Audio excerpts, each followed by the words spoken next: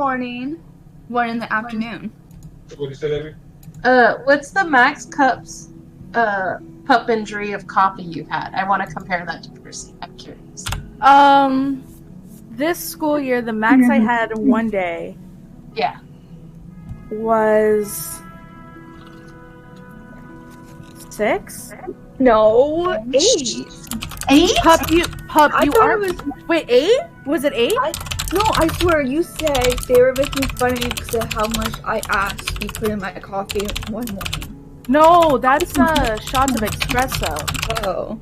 And I did ask for 6 shots one morning because it was a bad night. I don't remember. But cups of coffee itself, for one day, I had at least 6. 6. Yeah, and you weren't with me for all of that. No, because you probably had it at work, right? Yeah. And then I would get Starbucks throughout the day if I needed to. Yes. Yeah. I think the most coffee I've ever consumed was like, you know those box of Joes you can get from Starbucks? It's like literally just a big box of coffee. Yeah. Yes. I've had one of those in one sitting. I just I like, you know how it has like a spout? I just literally popped the spout and just started drinking from it straight. Jesus Christ. Yeah, like no creamer, no sugar, just like I was just like, I need it. Wait, no creamer, no sugar? You just like... No, What? I was doing like a 24-hour stream, so I was just like, I need this. I'm tired. I did like a 16-hour shift before this. Like, I just need it. Get in my body. Get in. Yeah, a lot of me drinking coffee to stay awake is self-imposed. I hear that. Yeah. Yeah, I used to never be a coffee drinker. I would barely finish a cup, and now I'm like chugging down cups. He got me into coffee. You're welcome. Yeah, I took Pup's coffee virginity. Nice. Okay. Wait, where are you? Where are you? Hellvex. Send me your references. I don't know what you mean by references. Could you be more specific? Like your picture reference. I know you sent it to me before, but the thing is, like, I don't have your chat anymore. Oh, sure. One moment. What do you mean you don't have his chat anymore? Did it get deleted? Yeah, like all your chats get fucking deleted when you... Yeah, when that happens, it deleted all my chats too. So I'm like, no, So like, I had to wait till like I added people back, then have them message me, and then the chats come back.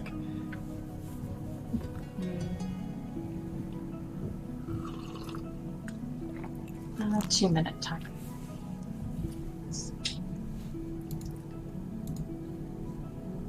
Once you like add them back, can't you just like look them up and then you get the whole chat back? Oh yeah, I guess I could do that, huh? Here, hold on. Let me hold on. Where is...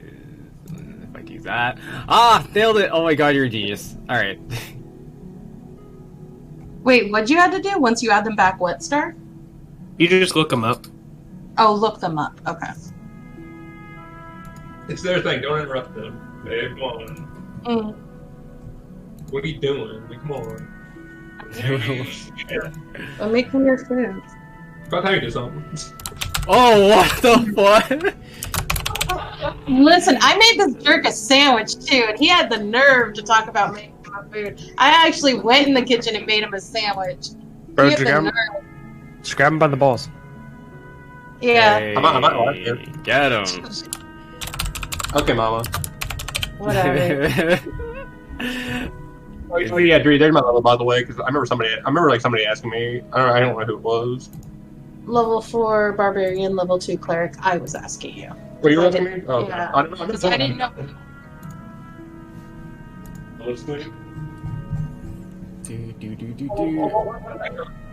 I love this picture of Exel. It's so good. You guys will see in a second. Oh, I see it. Oh, you've already seen it? I see Oh the weird yeah. fucking- Oh yeah. Yeah, that's right. He's got, yeah. I see the thing that I like sit and eat in my bed. I have nightmares. You see it in your nightmares. You see it in your dreams. Absolutely. All right. The monster that comes and raids your bookcase at night. Yeah. Accurate. Got any good reads? You got any literature in here?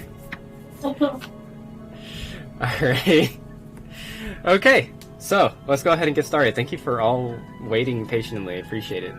So, let's start off with what we did last session. So the recap. Yeah. Do you want the last peaks recap, or do you want the recap from the crossover? Both. Okay. Session 5, we were being watched on the way to the church, and then we got into a little fight, a little gang fight pretty much, Uh-huh. inside of a church. Yeah. We spent 2.5 hours fighting. Uh-huh. Then we didn't do much else that session, really. Malrum pulled off the heads of kids. EJ hates Malrum now. Then we went ahead and made our way towards the ship where it was fueling up. Mm-hmm. And we got on that ship. We talked to a little boy with blue eyes. He mainly talked to EJ. I don't remember exactly what it was about. I'm gonna lie. It's been 3 weeks. Uh-huh. Then that's kind of where we ended that session off. Then for the crossover session, me and Celine got the mission to find Trish Zenimac. Mm-hmm. We were supposed to make sure she didn't die and was safe. And we were supposed to receive what they called the book from her. Mm-hmm. We ended up running into the Band of Blades crew. And they knew Trish Zenimac and tried to kill her. Mm-hmm. As far as we know, she's still alive. But we managed to get not only the package, but the book, which is a child, and we were now making our way back up to where we left. All right. That was actually a really good recap. Awesome. Have you used your inspiration yet? Nope. All right. Unfortunate. She should get like a super inspiration, like she stacked it 7 times. It's just a guaranteed 20. Exactly. It's a punch card. Exactly, a punch card. A punch card. After click was inspiration, you get a free meal. No, unfortunately, until you use your inspiration, I cannot give you another one. But that was a really good recap, and I appreciate you. Yes, you're welcome. All right. And so, you all, or rather I should say, Chris and Celine and Exel, you all return back to the ship. You all attach yourselves to the zip line that hoists you up into the air, through the clouds, and back onto the ship, a beautiful mess. As you make your way up to the top, crew members are waiting at the ready on either side, grabbing you by your arms and your shoulders to help support you as you're being quickly whipped up to the top, and pulling you aside so that the next person can come up, until all 3 of you reach the top. Waiting for you is the boy with the blue eyes, the king of the unwanted, who has his fists on his hips, a big smile on his face, and looks between all of you, and then finally looks at the child, who is in your company, of white hair and golden eyes. Well, I guess this is the book. I hope it's the book. There's no pages, though.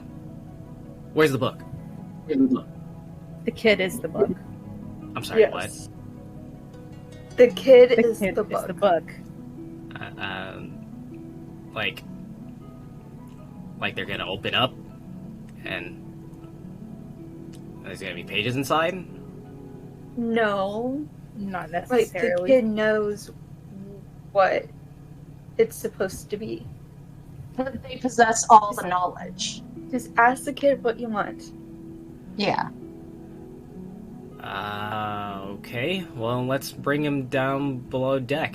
Let's bring him over to my my office then. And so he starts to lead you down the stairs to the office. He kind of like makes backwards glances at this kid.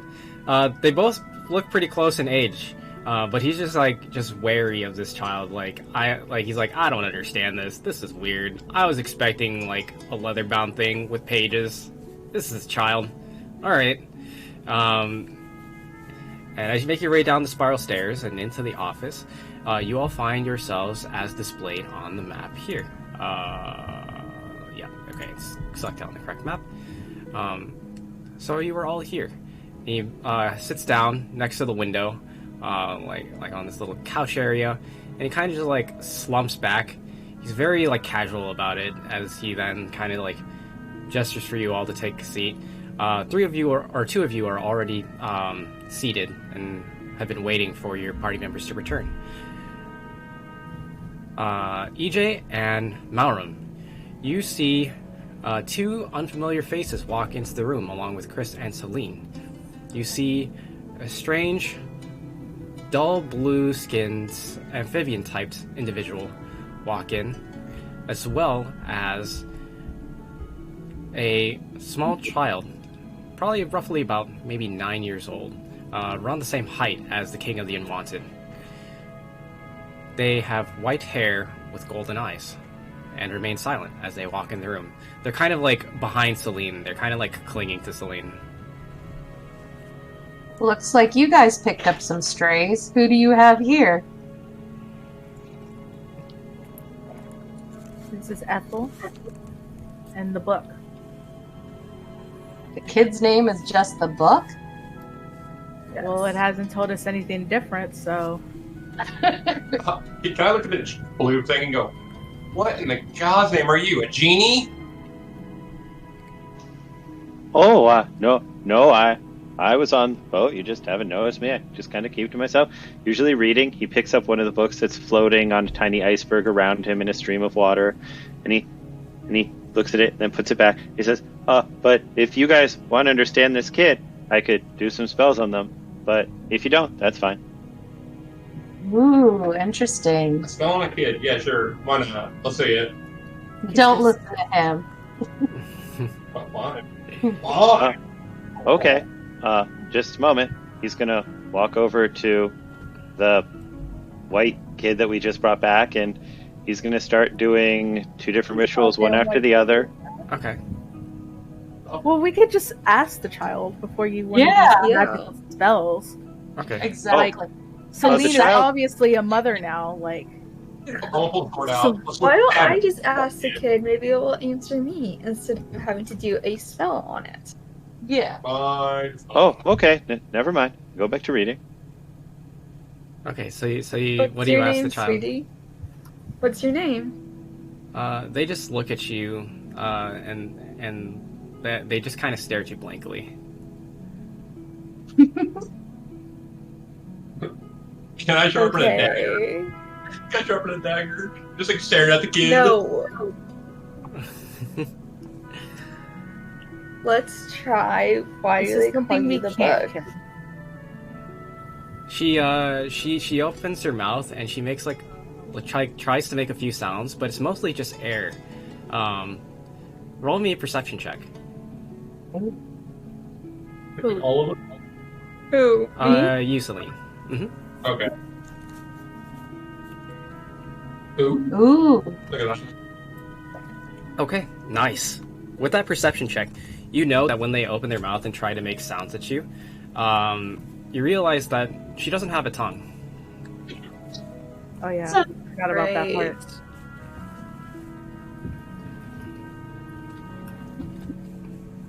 I'm That's a- such a wrong gift. I don't know what to do now.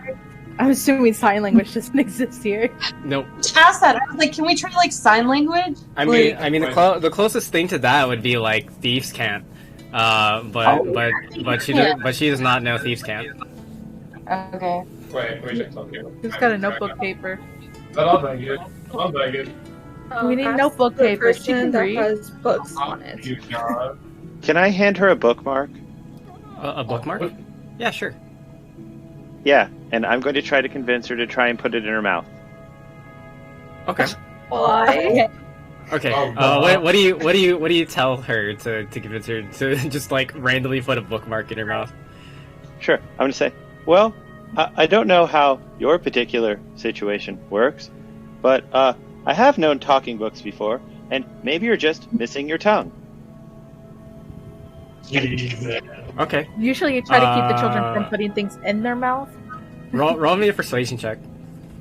I'm gonna give this thing the side eye. I don't know what it is, but I'm giving it side eye. No. What the fuck? Malrum? No. So Celine's gonna have to fly away with the baby. 9. Pretty much. Wait, like, What even? so she looks at you and like she's kind of confused, like what you're even talking about. But she takes the bookmark and she doesn't really put it in her mouth. She kind of just like nibbles on the edge of it. Oh well, worth trying. Insight on the new character. No, Malrum, try something and you get thrown off the boat. Well, he can roll an insight. That's fine. You're not touching the kid. Everyone came in on the boat. Do we have like 2 new characters now? Oh, you want insight on both new Yeah, I characters? want this on everybody. I don't know how that just came on the boat. Oh my god. Okay, go ahead and roll me insight. Sure, there you go. Uh, Did it work? Also, Exel, she only nibbles on the bookmark for a little bit, and then she like holds it up to you and like kind of like waves it gently to return it back. It has a little bit of saliva on it. I'll take it back. Nice. All right. Oh, that's yummy. I thought you were saying you were gonna put it in your mouth now. Oh God. Can we analyze the saliva? Analyzing. Yup, that's a child. Anyways, with your 22 insight, you note that the child in particular, you don't even have to do even like an arcana check or anything like that. It's palpable. You can tell that there's some form of magic that is just teeming off of this person. Like when they walked into the room, it was like the room was like filled with some kind of like matter that you can't see, but you can definitely feel. Huh. Also, Oh, did you guys? And so I'm talking to Celine and Chris. Oh, bye. Sorry. Oh, it's okay. Also, you note that the child seems like awfully like docile for someone who's just kind of like been like taken along. Like they don't seem to question anything. They're just curious more than anything. They kind of stare at like random objects in the room. Like she sometimes just looks towards like the paper. She like kind of considers like touching them every now and then, but like refrains from doing so.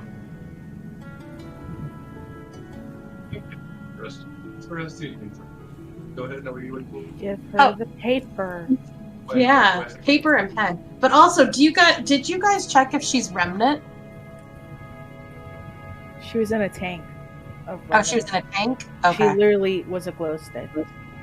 Yeah. Oh, she was a glow stick. Okay. She seems to devour Remnant. I want to pick up the child and shake it a little bit. Go shake, shake, shake, shake. See if they glow. Oh God. Do you actually do that? Yes, I want to shake it a little bit. Go minute. Someone stop him. They try to stop me. There's a reason why certain people aren't trusted with children. Yeah. It's okay. I'll allow it. Go ahead and roll me an athletics check as you like. Wait, you're shake this allowing child. him to shake Wait, the child? really? No. No. Our opposing roles. Okay. Opposing roles. Okay, fair. We cannot let him be a pedophile here. Oh my I'm God. not gonna do it. I'm not gonna freaking like have sex with the child. I just want to see if they glow if I shake them. Jesus He's thinking, Christ. No, Stick. you don't shake. First of all, you don't shake a glow stick. You crack a glow bend stick. it. You crack it. Well, You don't shake he's it. skipping the cracking part because that might actually kill them. Exactly. Yeah, I'm And being second of all, you do not shake a 7-year-old child. well, you better beat my athletics then, won't you? Beat my athletics. Oh my It's God. 13. Beat that. Now I'm gonna do it just for pure shits and giggles. I will help Chris tackle Malrum to the ground. Like we can like Okay. tie him up or whatever. How do Okay. you You want to use pick power him up and just um, move him away from the kid? Okay. So Celine, go ahead and roll me an athletics check, and then Chris, go ahead and roll me athletics with advantage. Oh. Ooh, meter beat, baby, let's go! there we go. All down to Whoa. Chris. Oh, why is it slow now? Damn, why is everybody so strong in Why this is it party? What the rolling fuck? dice? Why is it rolling dice again? I turned that off. Oh, you did? Oh. That's You check it. I turned it off last time, and that's why it went faster. So Celine, you managed to hold Malrum back. You don't manage to like push him to the other side of the room, but you do keep him from getting any closer to the child. Good. What, you winged fuck? Come on. Can I help Come you? on. Go, Chris. Go. Go, Chris. Shit! No. Don't say shit. Say shit, please. No. It's a 7. Okay. It's a 7. It's a No. 7. Winged fuck anyways. Wait, can I use Freya! Like, hold on. Oh yeah, get Freya. Freya! Freya! Yeah. So then Freya's Freya, gonna do something. Freya zips by you, Chris, and like starts like biting on Malrum's ankle. It doesn't do any damage, but he's just being a nuisance, like biting into his leather boot. So Celine is holding him back, and so is Freya, keeping him from getting any closer. And the child kind of like just like backs up into the seats, like right about here, and kind of like trips back and sits down.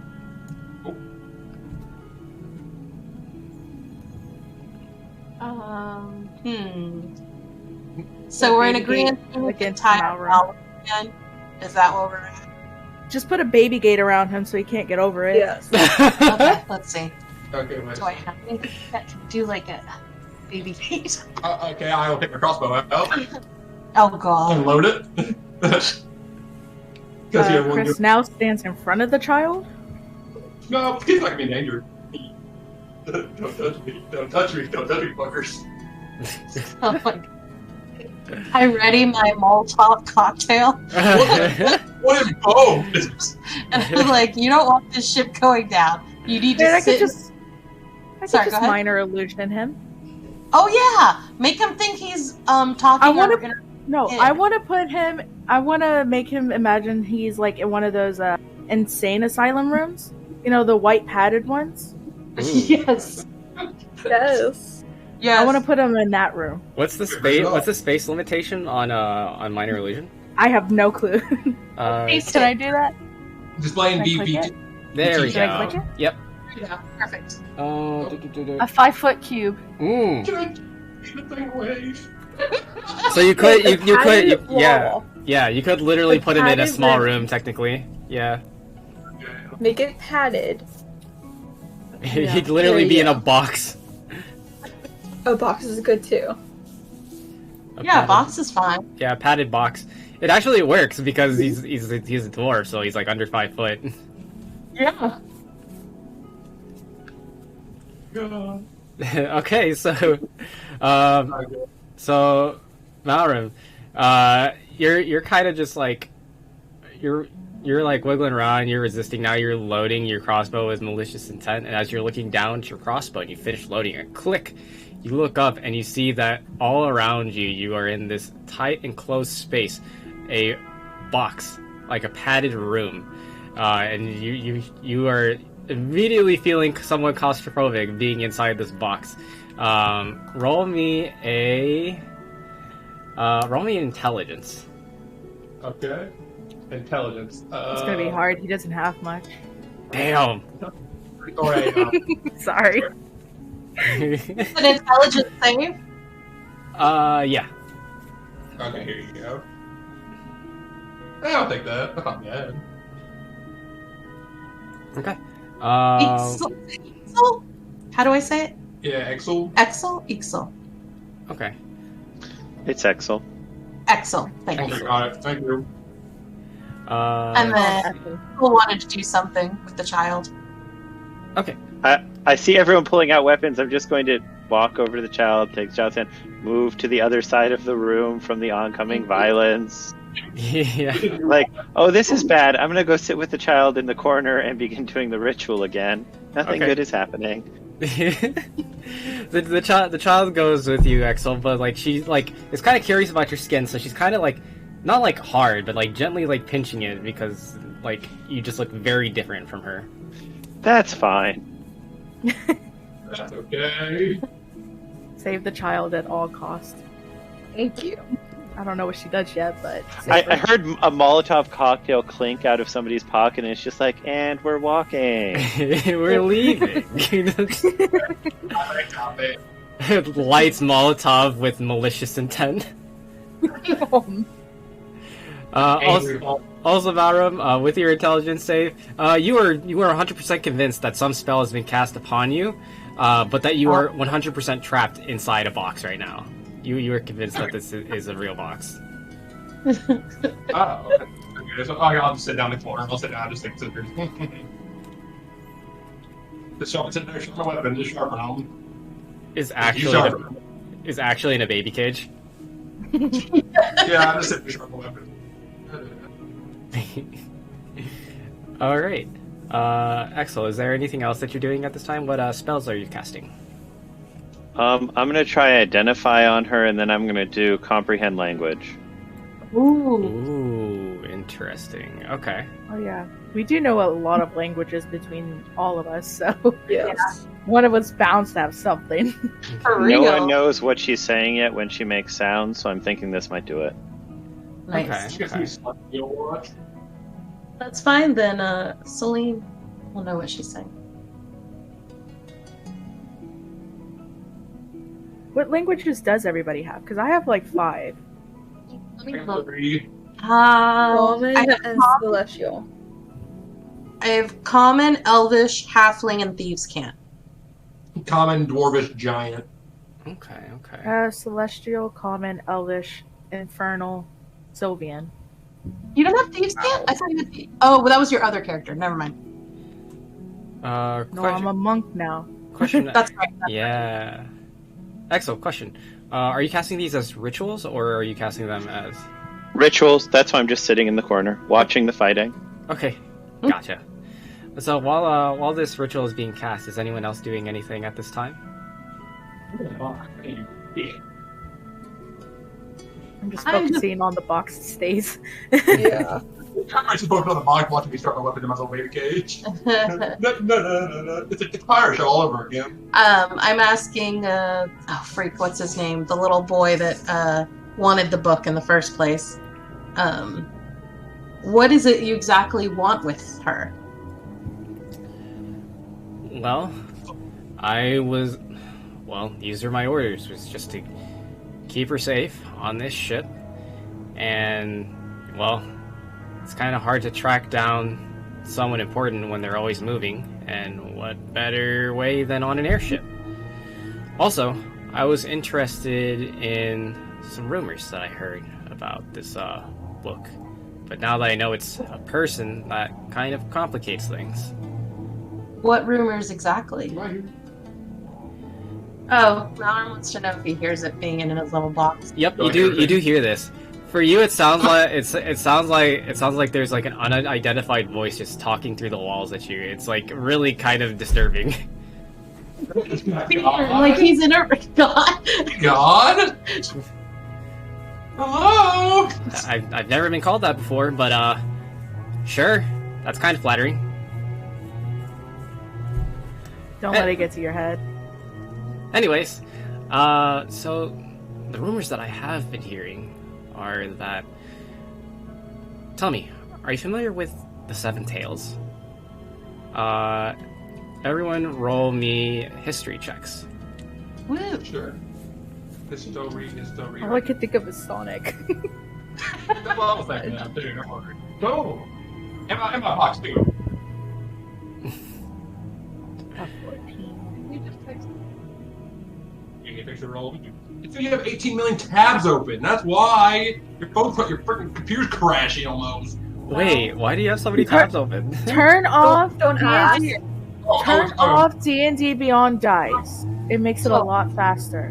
Where do I do that? Wait. So you could do it from Roll20 if you click the little B, you pull up the settings, Okay. and then it should be use D&D Beyond's digital dice. You should turn it off, and that Okay. should help it. Because that's what I did for mine, and things have been going fast. Who the hell rolled that now? Me. Yeah. Also, I just want to note, Axel, your history modifier is insane. What the fuck? Yes, it's okay. It's balanced by how well I roll every time. That's true. That's valid. But it's just insane. That's like a 40% increased chance to.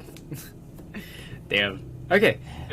So, Celine and Malrum, you both are familiar. Malrum, it's actually kind of strange for you because like you're talking to the voice of God, and you're like, oh yeah, the Seven Tails. I know what that is. And so, what you both know about the Seven Tails is that it is a series of stories. It's often told as kind of like fairy tales or nursery rhymes. It's stories that are told to children, typically when you grow up. Those of you who are under the age of about 40 or 50 years old, you've probably been told these stories growing up. These are stories that were formed after the events of the Clash, which is where the three gods and goddesses fought amongst one another before disappearing from this plane. It is a series of stories of the events leading up to the Clash and the infancy and birth of the world currently as it is now, the world of Initia.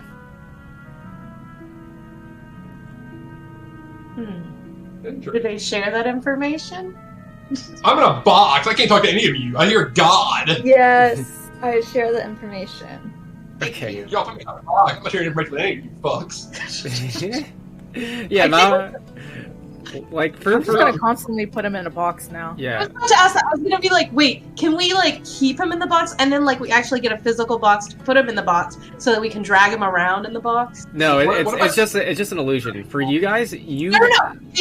I understand it's an illusion, but then we can get a real box, put him in that box, and that illusion, and then we drag the box. So what if I put a visually, wall in my illusion? What happens? do what? If I grab my warhammer, do I have warhammer? What do I have in my purse? Oh my god, he's trying to use weapons on like. Illusions, almost like second shit. Yeah, if I get a fucking long sword, and I start smacking the shit out of the walls. What happens? Do I start breaking shit? only one way to find out. Oh, why not? Sure, why not? Man? Why Percy not? doesn't seem to like that idea too much. Yeah.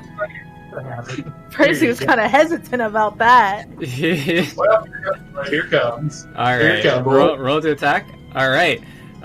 So you swing at the walls in frustration, and as you do so, clunk, you break through the illusion. It's almost like glass shattering, as now you can see your surroundings around you. You can see your allies as well as the King of the Unwanted, who's just kind of like grinning at you, like, "Ooh, interesting." But your sword is now currently stuck in the table, as you have now clanged it against the table. It is stuck in there pretty good. You have broken through the illusion, and you'll see in the corner where Exel and the child are. The child is like wide-eyed and a little bit frightened. They're kind of just like curled up close to Exel. Can we put a smiley face where the child is? I got you. Yeah. Yeah. Please. Oh. Because I'd assume Ethel and the child were like by the doors over here, but I don't know. Oh, there it is. There you go. Oh, next to a child, because that's there we go. There we go. That helps. I'm a visual. Okay, I'll start working on the axe. I'll start working on my sword. You all do your thing. Okay. So he's trying to get his sword out. Okay. Yeah, I'll do that. You guys have your fun. So you are all now aware of roughly what the Seven Tails are.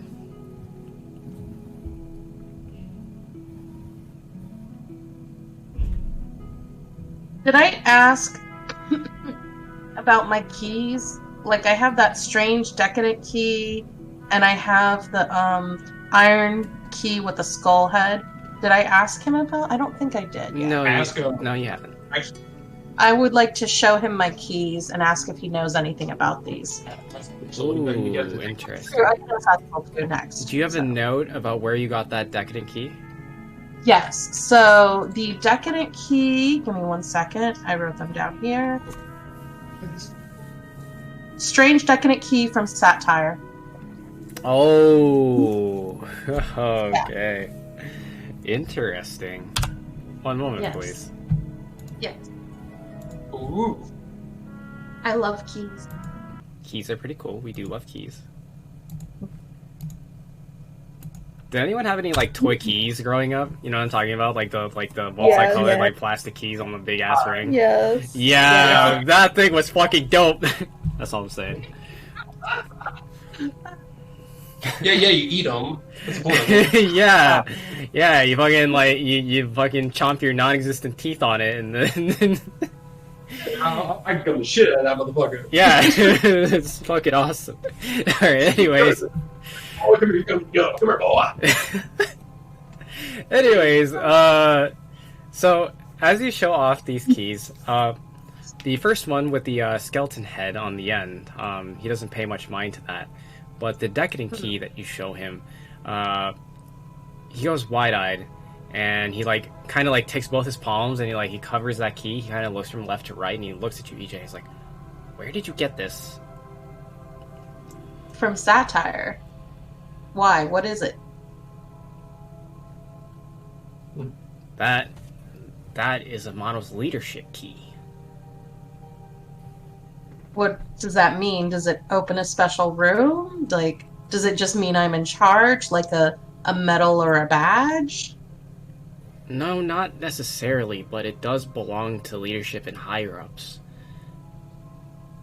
It opens all sorts of things. One of the most common things it opens is Monos Handler candidate boxes, or at least one of the 3 locks.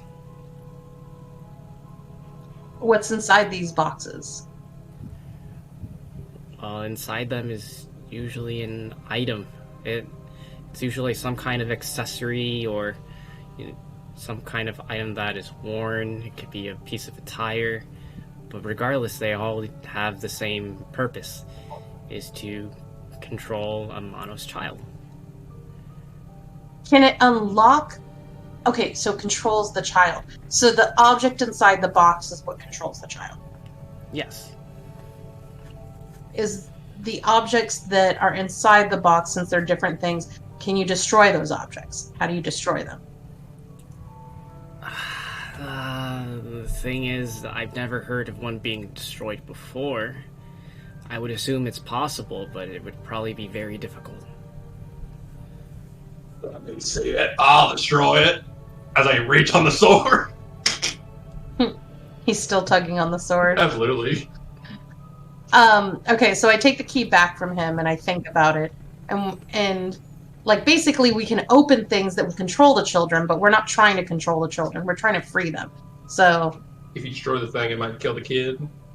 yeah, and the kids are already wearing it. I'm trying to think of a way to get the objects off the kids. I mean, Okay. it isn't just for any ordinary Monos child, like the ones that you've probably seen maybe in Solitude, but it's for the elites. Oh, like Pop. Ah, yeah, kind of like Pop. And as you mentioned his name, he kind of like pops up underneath this trap door here, like not even like using his hands to pop it up. He literally just headbutts the trap door, and it like swings open and kind of like swings all the way over, hits the floor, bounces a little, and he's just like there with like a mouthful of bread and like 2 loaves in either hand. Rum, rum, rum. Apparently we have a key that opens boxes that can holds an object that controls you. Are you familiar with this? Oh yeah, that's. And he puts both loaves into like one arm and he like cradles them together like a baby, and like he holds up his free hand now and like holds his index finger. He's just like, hold on, just a second, and he takes a moment and he finishes chewing. He swallows. He like looks around awkwardly, and like finds like a random mug, and then just starts swinging it down before going, oh, it's ill. Gross. Anyways. Virgin boy. Yeah. Yeah, that's a Monos key. I'm assuming you took that off of Satire's body. Yeah. Yeah. All I've known is that it's used to open Monos handler boxes, but I don't know of any other purpose it has. I've overheard Satire opening certain locks and doors, but she never let me even look at those, so I'm not really sure what else it could do. Alright. And you don't know how to destroy the objects that are inside the boxes either, I assume. Well, if I did, I would have left her a long time ago. I figured. Do we have to feed the child? And if so, do we... I mean, you don't really know. You haven't really seen the child eat much yet, except for... Oh, no, you guys gave her some water and some food. So she does eat. However, you don't have to... It's not like a micromanagement system that you'll have to do for her. like it's not. She's not a Tamagotchi. I'm not gonna be like, oh, it's feeding time. I miss my Tamagotchi. Like, is there like? I feel like, yeah, I was about to say, like, is she like a pet? Like, do we have to, like? No, she's not a pet. You can hand her the bread. If you shake her, and that's her body glow. You're not shaking her. No. You don't shake glow sticks. Yeah, you Crack them. No, you don't. No, you crack them and shake them to get the fucking fluid throughout it. No, nobody shakes glow sticks. Yes, I do. I shake glow sticks. I shake them. You're You're supposed wrong. to. You're the wrong one in this. Fight me over it. No, I will. For the fight instructions on glow sticks, of the plastic kind that are not used in hospitals or in emergency supply packs, as the ones that are available to consumers, you do crack them and then shake them. It is to evenly distribute the two liquids to increase the luminosity. Did you just read that off a thing, or did you actually like know that? I'm actually kind of curious I just recited it from my mind. now. Okay, he's a genius. Got it. Okay, understood. Don't fuck with that guy. I was in the Boy Scouts. We had glow sticks. You were in Boy Scouts? Yeah. Oh. Okay. It's a bunch of bullshit. Man, Excel is well explored. Yes. Can I fuck Exel? No. No. Hey yo. No more espresso. You're never getting espresso again. I'm sorry. Are you guys arguing about glow sticks in character? No, they're I not. don't know. They're not arguing about glow sticks in character. Okay, because they could have been. I could have just been wrong. No.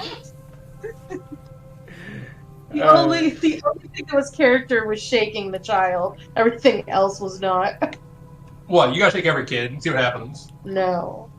Grab maybe shake the shit out of like a smoothie. If you shake enough, something will come out. Exactly. There we go. Exactly. It'll be vomit, and it'll be all over. Yeah, I was you. like, it's either gonna be diarrhea or vomit, and That's right. neither are great. The child is sad now. Stop. There you go. What? That's All right. Maxi. So, You're not mother.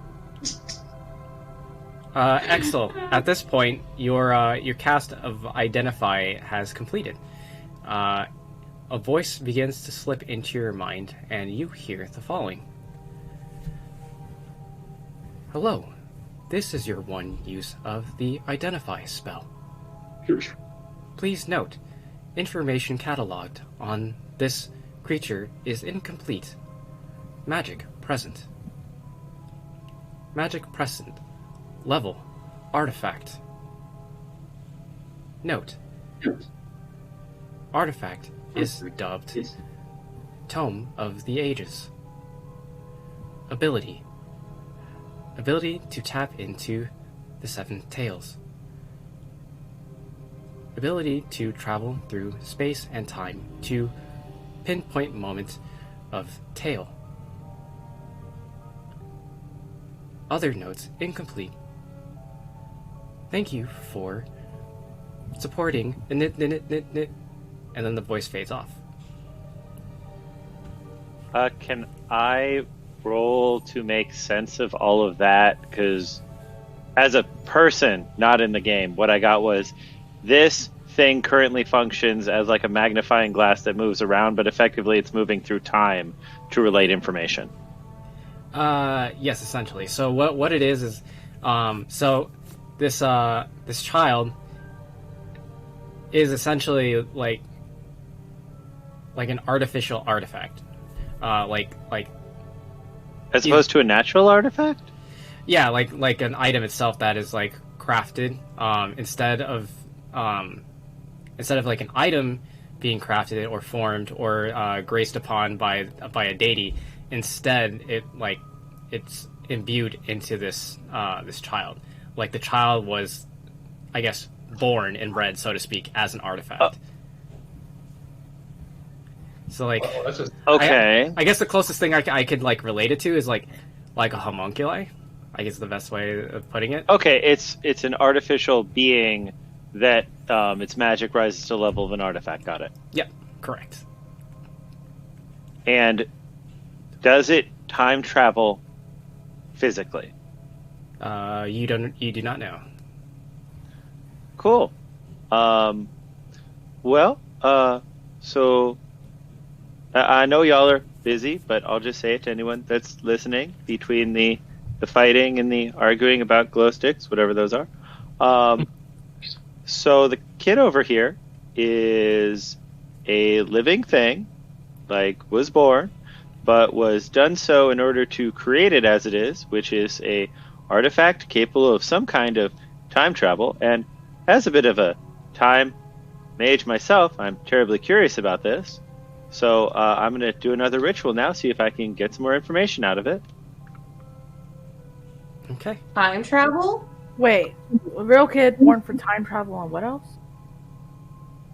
Yep. The kid was made as a way of moving through time in some way to convey information about the specific Tome of Ages scope being the Seven Tails, and it in some way travels through time, and I am working on figuring out what that means.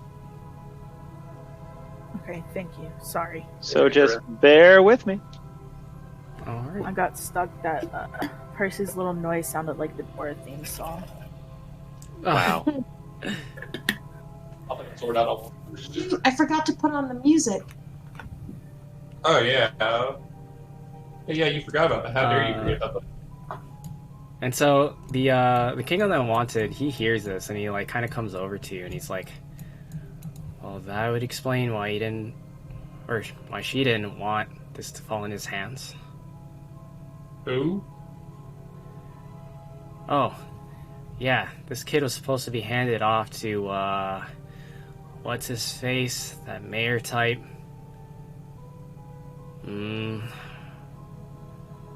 Starts with an R. Oh, yeah, Rinwall Grinslow. Oh that yeah. name. Yeah, that creep. Yeah, supposed to be handed off to him.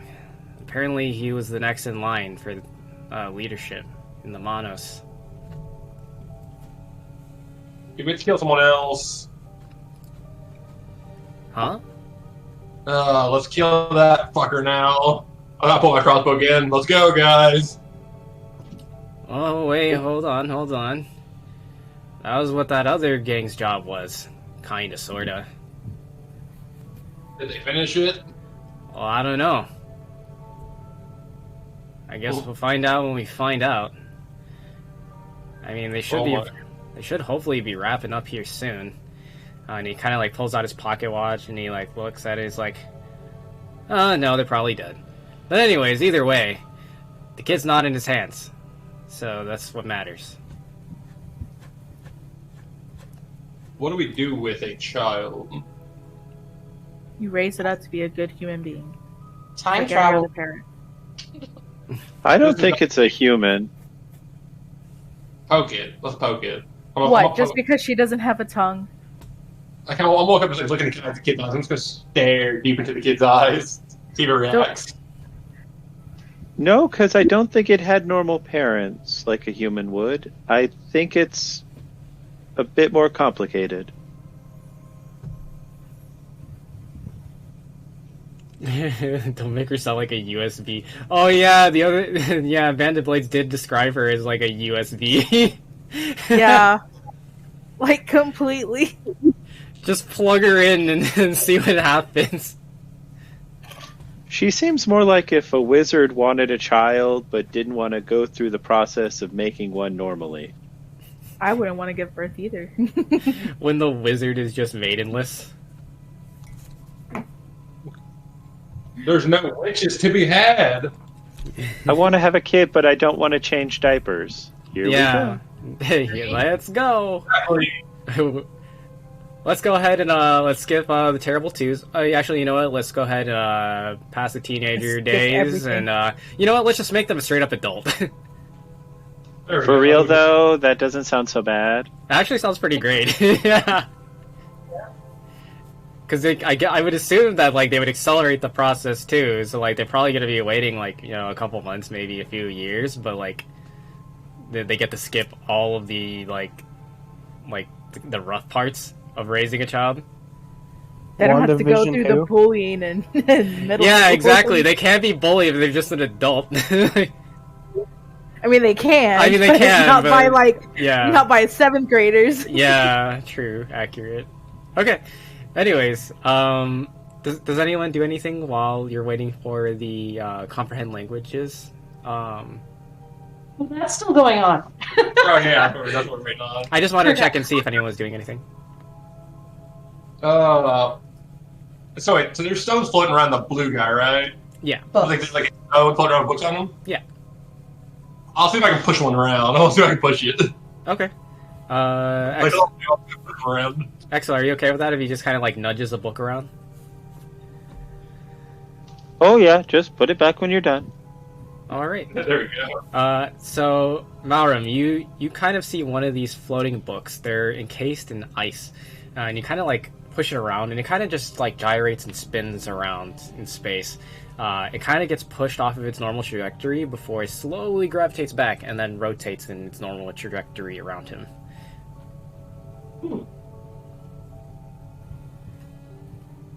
Interesting. Mm-hmm. Okay. What do we do for a night bar? And it is at this point, Exel, that your ritual cast of comprehend languages is complete. What do you say to the Well, child? Well, here goes nothing. Hi there, I'm Exel. Do you need some more water? She looks at you, and she like makes like noises that just sound like air at first, and then to everyone it just sounds like air, but you hear her say, "Yes, please." I hand her one of the 2 water skins I took of the artifact water. Okay. And she grabs it from you, and she sees the faint glow in it, and she like smiles wide, and then just starts like chugging it. So, do you have a name yet? She finishes drinking it, and she kind of like pants for a moment as she like starts to catch her breath, and then says, "They called me Archive." Whoa. Do you like that name? And she kind of just like stares at you blankly and seems kind of confused by the question. Would you like to be called that? No one here knows your name yet. Would you like to choose a different name? I don't know. I'm not sure. Is there anything that you actually like?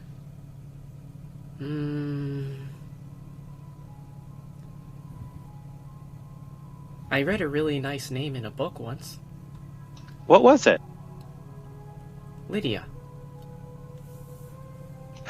Then we can call you that if you'd like that. She like nods like aggressively. She just seems very excited by that. Everyone, this is Lydia. Hi, Lydia. And she looks around at all of you and like has like a big smile on her face. This is the first time you've seen her actually like smile. I'll totally start just translating for everybody, so you can just talk to everyone normally. Perfect. Lydia, why don't you tell us about yourself and if you need anything immediately? Well, I'm kind of hungry, but also,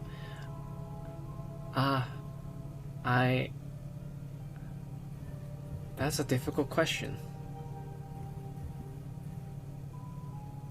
I think... You're hungry? Yep, hungry. Do you have any snacks? Oh, now we can do food. Pop has bread. She's only had one sandwich since she came out of the tube. Right. I'll go look for something in the kitchen for you. Okay. Roll me a perception or investigation, whichever one is higher for you. Investigation plus one. Ooh, can I help? Yep. Roll at advantage since Malram is helping you look for something for the kid. Okay. Yeah. Okay. Sorry. Oh, thanks. How do I... Why do you keep doing that? You can finish it. Why isn't it rolling now? Oh no, it rolled. It's there. Oh! Oh! Sorry. That is way faster. Thank you, George. Hey, let's go. And As so, long as you don't use D&D Beyond Dice, you're fine. Okay. yeah, like the animated dice roll, it should help a lot. Okay. No. Well, Yeah. with that investigation check, you go into like the kitchen area, kind of like over here, and you find like a few loaves of bread. You find that there's actually a few cookies that are kind of left over on one of the plates, as well as some morsels of chicken.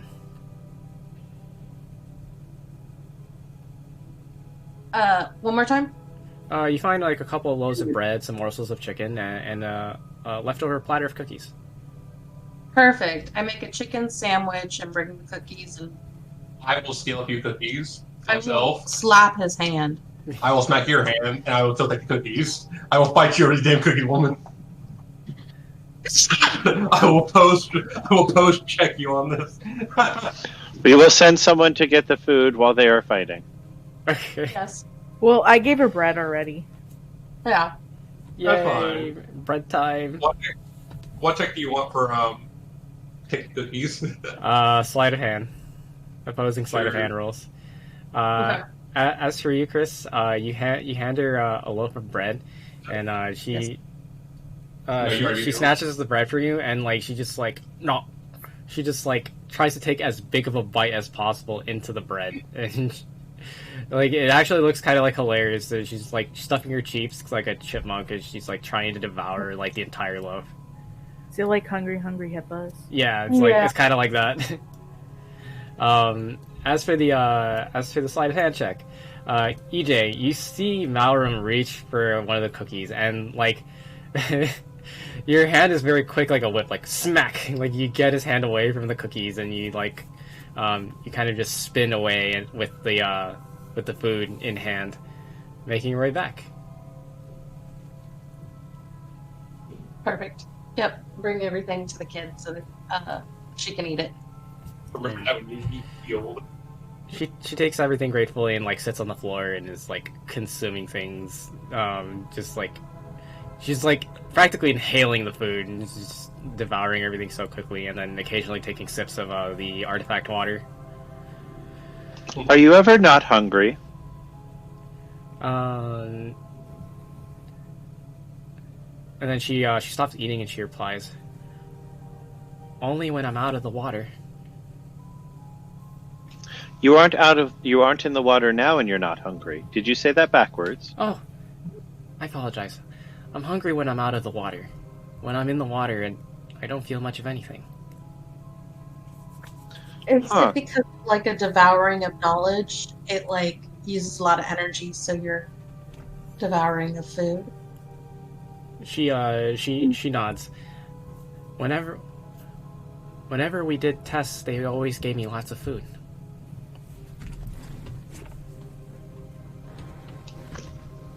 Do you like being in the water? She nods. Okay, why don't we, and I look around to everyone, find something like a unused bathtub or something? We can give her something to sit in at least, and put some water in it. But she was in special water. How much water? We'll do we try and make some special water. She Work was in with me the here. remnant water. I don't think we have Well, we'll do our enough of best. that. I Okay. hold up my water skin like, help me out here. Remnant water. And I start to think for a minute. I was like, don't I have a weapon that has remnant in it? Ooh, do you? I do. I do too. I have a remnant dagger. So couldn't we put the dagger in the water with her? But that ratio to water is just watered down remnant, which wouldn't technically do much. We don't know that yet, unless you've tested it without me noticing. Scientifically thinking, the water to remnant Scientifically ratio is thinking, we not have there. to test it out before we come to a conclusion. I'm going with her. Are you all saying this out loud? Yeah. Okay. Yes. The King of the Unwanted kind of chimes in. He's like, "Listen, we have like extra stores of concentrated remnant down below deck, like at the bottom of the ship. I don't know if it's gonna help you at all, but there's that." Also, That would work. Could we find a basin of some kind? we have some really big barrels. Great. We can get Lydia her own barrel to stand in. Oh, okay. This seems like Wrong. Yeah, I know. I don't know. Only if it seems like a serial killer kind of thing to do. She says she was happy in the water. Why did we take her out of the water? Why did you all take her out of the water? You should have left her in the water. She's happy. We didn't take her out. Well, you know what? If you watched the stream, you would have saw the other team did. Damn. Lydia, how do you feel about having your own barrel of water to get in whenever you want to? I'm on an airship. I don't know what a stream is. A stream of water? What the fuck are you talking about? Lydia seems very excited about this, and she kind of like raises her arms for you to pick her up, and she's like, yes. She raises her arms up. She has like two loaves. She had 2 loaves of bread, like one in each hand, like really excited. She's like waving them like they're like baguettes, and she's just like waving them like sticks. Okay, let's find Lydia a space for her barrel, shall we? Yeah, let's go. I go down the below deck to get the concentrated remnant to bring it I'm back gonna up. follow. I want to go downstairs. Lydia, is there anything you can think of that you might need to be okay? Because I've never met one of you before. As long as I have some water and some remnant, I'll be okay. Okay, could you please tell us about the experiments they used to do with you? And she gets very quiet at this point, and like she kind of like puts down like the bread. She doesn't drop it, but like her arms at her sides. She seems. I'm not going to have you repeat them. I'm just terribly curious. If you don't want to tell me about them, that's okay too, but I'm a bit of a historian, and information is very exciting. I kind of specialize in time magic. Ooh. They made me travel.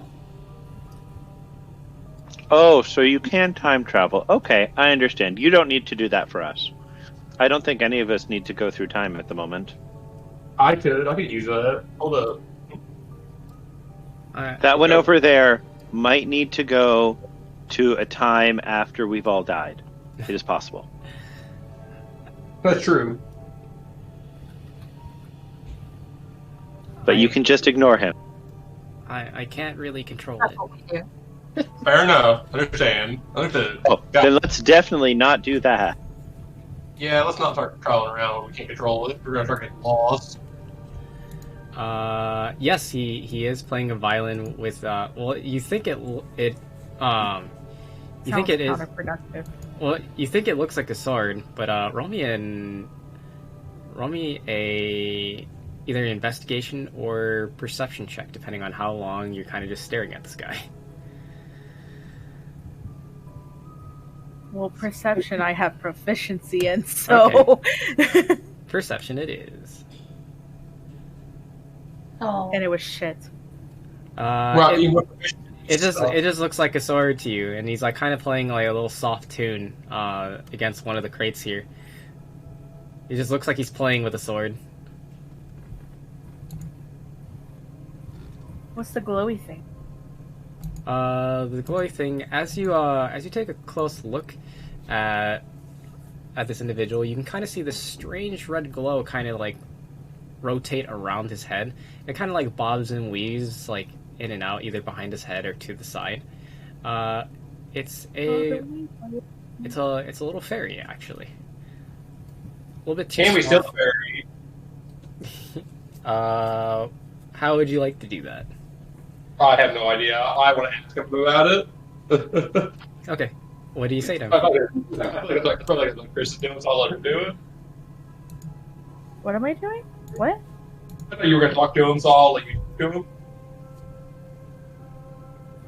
I thought you were going to talk to the strange man playing a violin with a sword in with a rude. Now I'm going, hey, listen! And Percy knows what I'm talking about. Hell yeah. Yeah, I do. This is why we all love Percy. This is why. This is why Percy's the best boy right there. He's the best boy. Dare you Don't out of go to the extreme. I got that too, man. Well, I'm trying to fuck Percy. Yeah, go just wait. I'm trying to sleep with him. Just wait. I'm being abused. Also, Ayo? This seems like workplace harassment here.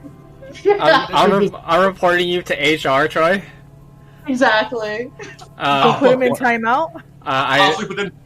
I'll sleep with the whole freaking workforce. Timeout is good. I'm a whore. Oh man, whore. So Siri, I would like to make a report.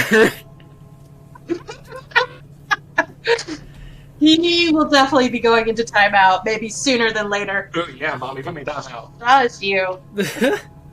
Oh, don't what we're talking about? Overload them. Do Hey, D&D. keep going. Keep on listening. Keep going. Chris. Right. You're talking to Island, right? Yeah, go ahead. So, what do you say to them, Chris? I don't know. I'm curious about the fairy. Okay. So you're asking him about the fairy? Yeah. So as you ask him about the fairy, he looks down. He just says, "Oh, hello. This fairy here. This is my companion, Nyla."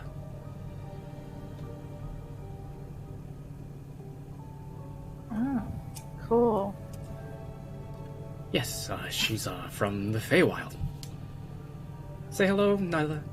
And you don't hear any noise from the fairy, but they kind of like fly in close to you, and you can see that they have very like intricate like attire. It seems almost like Victorian in appearance. A lot of lace of black and reds. There's this ambient glow about them that kind of like blinks on and off. Like the red light around them kind of like deepens and then softens, like as if they're just kind of like trying to say hello to you with light, and then they fly back. Okay. Neat. I mean, I'm done. I don't know what to talk to him about really. I don't know. I'm gonna go help you look for Contrary Remnant because I'm gonna steal some when like we're getting it. Is this free to go into?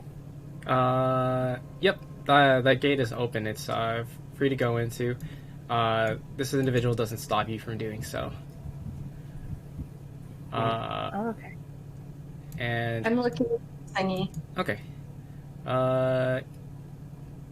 So you're kind of just like looking around here, and you're looking for the. I'm assuming you're looking for the remnant. No, I'm just snooping. Oh, okay. I want to know what's in here. Roll me an investigation check as you're searching this area here. Y'all do that? Yep, everybody roll me investigation checks as you're looking around this level. Okay. Investigation. Here we go. Come on. Shit. That's a lot faster now. Oh my god, 7. Oh, here I am. I think this is the time to use the inspiration. Inspiration! I spent the downtime showing Lydia how to make silver. Alright, go for it. You can roll inspiration here, or you can roll again if you're going to use your inspiration. Yeah, let's do that. And then I have an excuse to use it. Imagine you roll a 1 here. Please. Oh! Then we have a problem. Well, that's sad. Well, it's Hold on, she has 6 more. She's like a cat with 9 lives. She's got a bunch of. No, she only has 1. But luckily she does the recap every single time, so she's just gonna get an inspiration again next session anyway. Yeah. At least at this point, I finally used it. True. After 7 sessions. EJ, as you're rifling around this area, you don't find anything useful. However, you do hear someone humming in the other room. You just hear a strange tune and this creaking of wood. And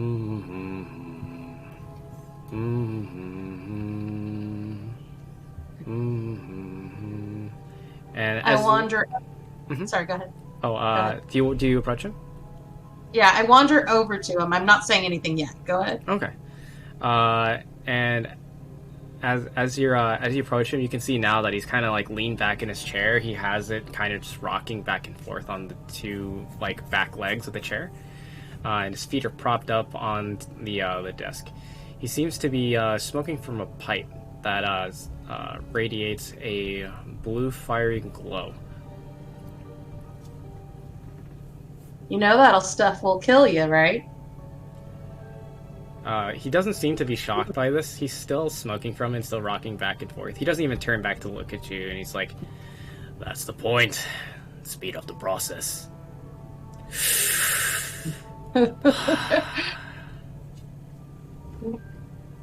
Could you let me know where to find some of that stuff around here? This? Well, I wouldn't recommend it. It's just tobacco mixed with some concentrated remnant. Yeah, the concentrated remnant's the part I'm interested in, hun. Oh, that. Yeah, sure. It should be right over here. And he steps out of the room and he goes over to these barrels here. He's like, "Here's the stuff right here," and he kicks one of the barrels, and the cap on it just kind of easily falls off, and some of the concentrated remnant spills on the floor. Ta-da! Ooh. Thanks, sugar. You're welcome. Oh, what do you need this for again? The don't ask, don't tell policy. Ah, I see. Okay. In that case, then you didn't see me. I don't know who you are. You don't know who I am. Please don't tell the King of the Unwanted. Bye. Got it. Winks and lets you off his way. He goes back to his post and humming his tune. I go ahead and take 6 vials. Hopefully that should be enough. All right. So you have 6 vials of concentrated remnant. Celine, although you do not find the concentrated remnant, EJ has found it with the help of one of the crewmates. You do find a nice, convenient empty barrel. It's one of these barrels right here. It seems to be large enough to fit Lydia. Yay! Yay! It's only I 3 will feet. just go pick it up All right. You don't have and to take make it. Awesome. You don't have to make any rolls for this. You could just pick it up. You kind of just bear hug it, and now you're carrying it along with you. You have one large empty barrel. And then I let them know, hey, we have some there. I took 6 vials. That should be enough. But Can I have some?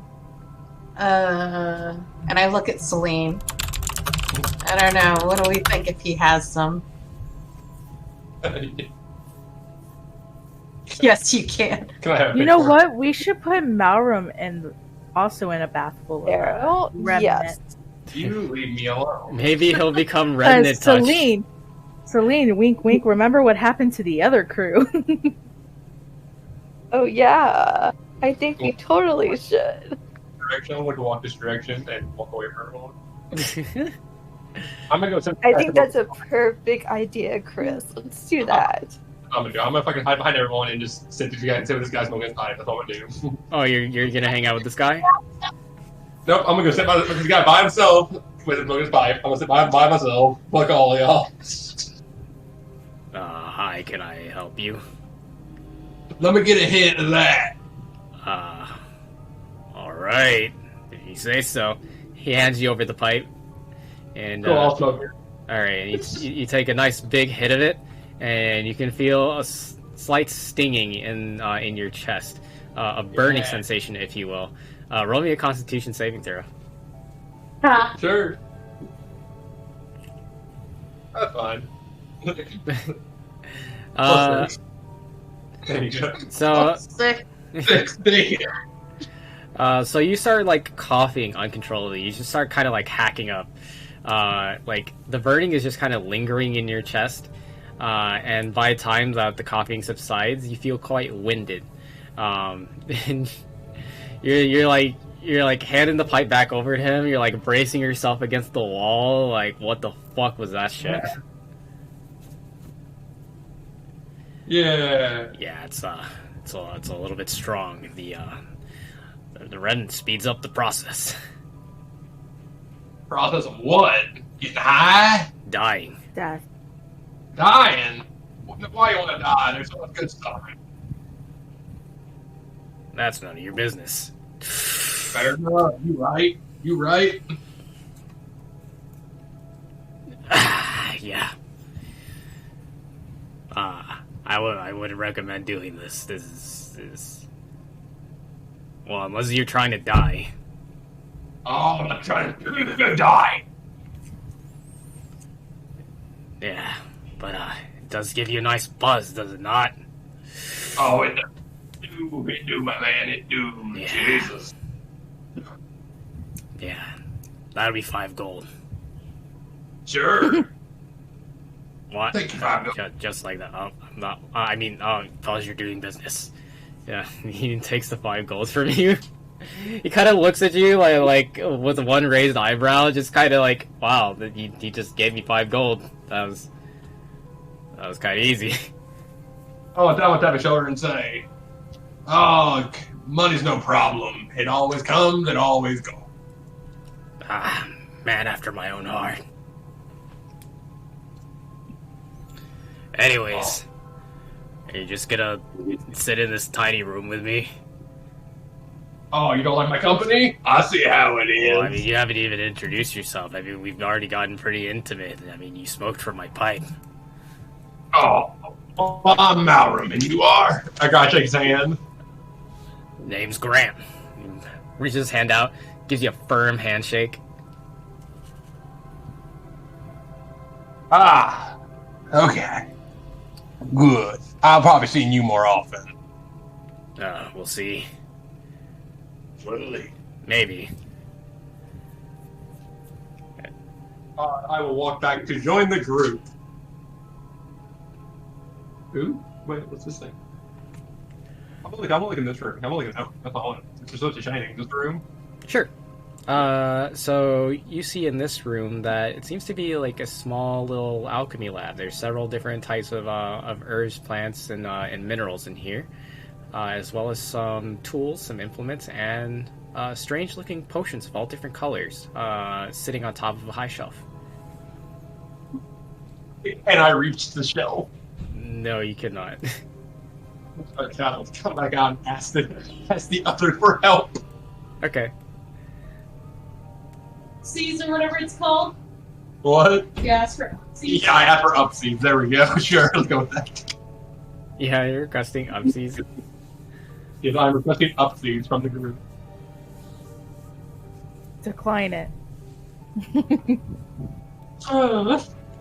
Are you giving him upseas to refer to the potions? anyone. Nope. Fair enough. Damn. I'll grab a barrel, I'll roll it over, and stand on the barrel. There we go. Okay, so like you're rolling one of the barrels into the little alchemy lab and standing up on top of it. Yep. Okay, so you as you like start to roll a barrel across the floor, the two crew members, they hear you and they look at you, but they pay you no mind. They do not give a fuck. You roll it into the small room and you stand up on the top. Roll me an acrobatics check as you're bouncing on the side of a barrel. Sure. Oh, there we go. Ooh, nice. So you manage to stand up on it on your tippy toes, and finally you can reach up to the top shelf. You see several different potions there. What do? I will take everything very gingerly. Okay. So you carefully grab all the potions off the rack and then put them into your pack. Alright. So go ahead and note the following. You have currently stolen 5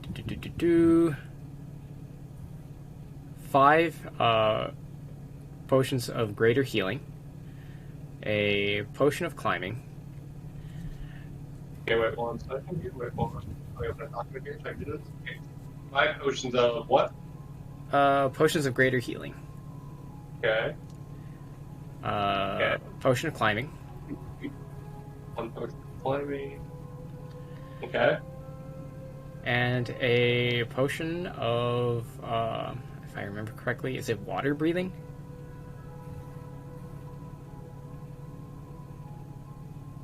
Yeah. Water breathing.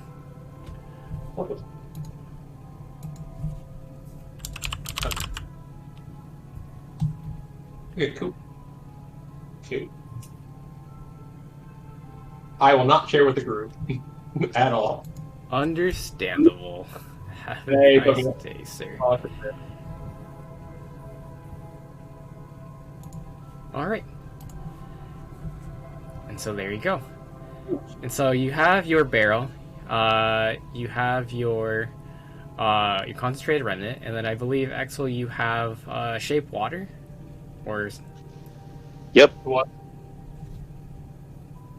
Alright. I will happily stir a bunch of water together.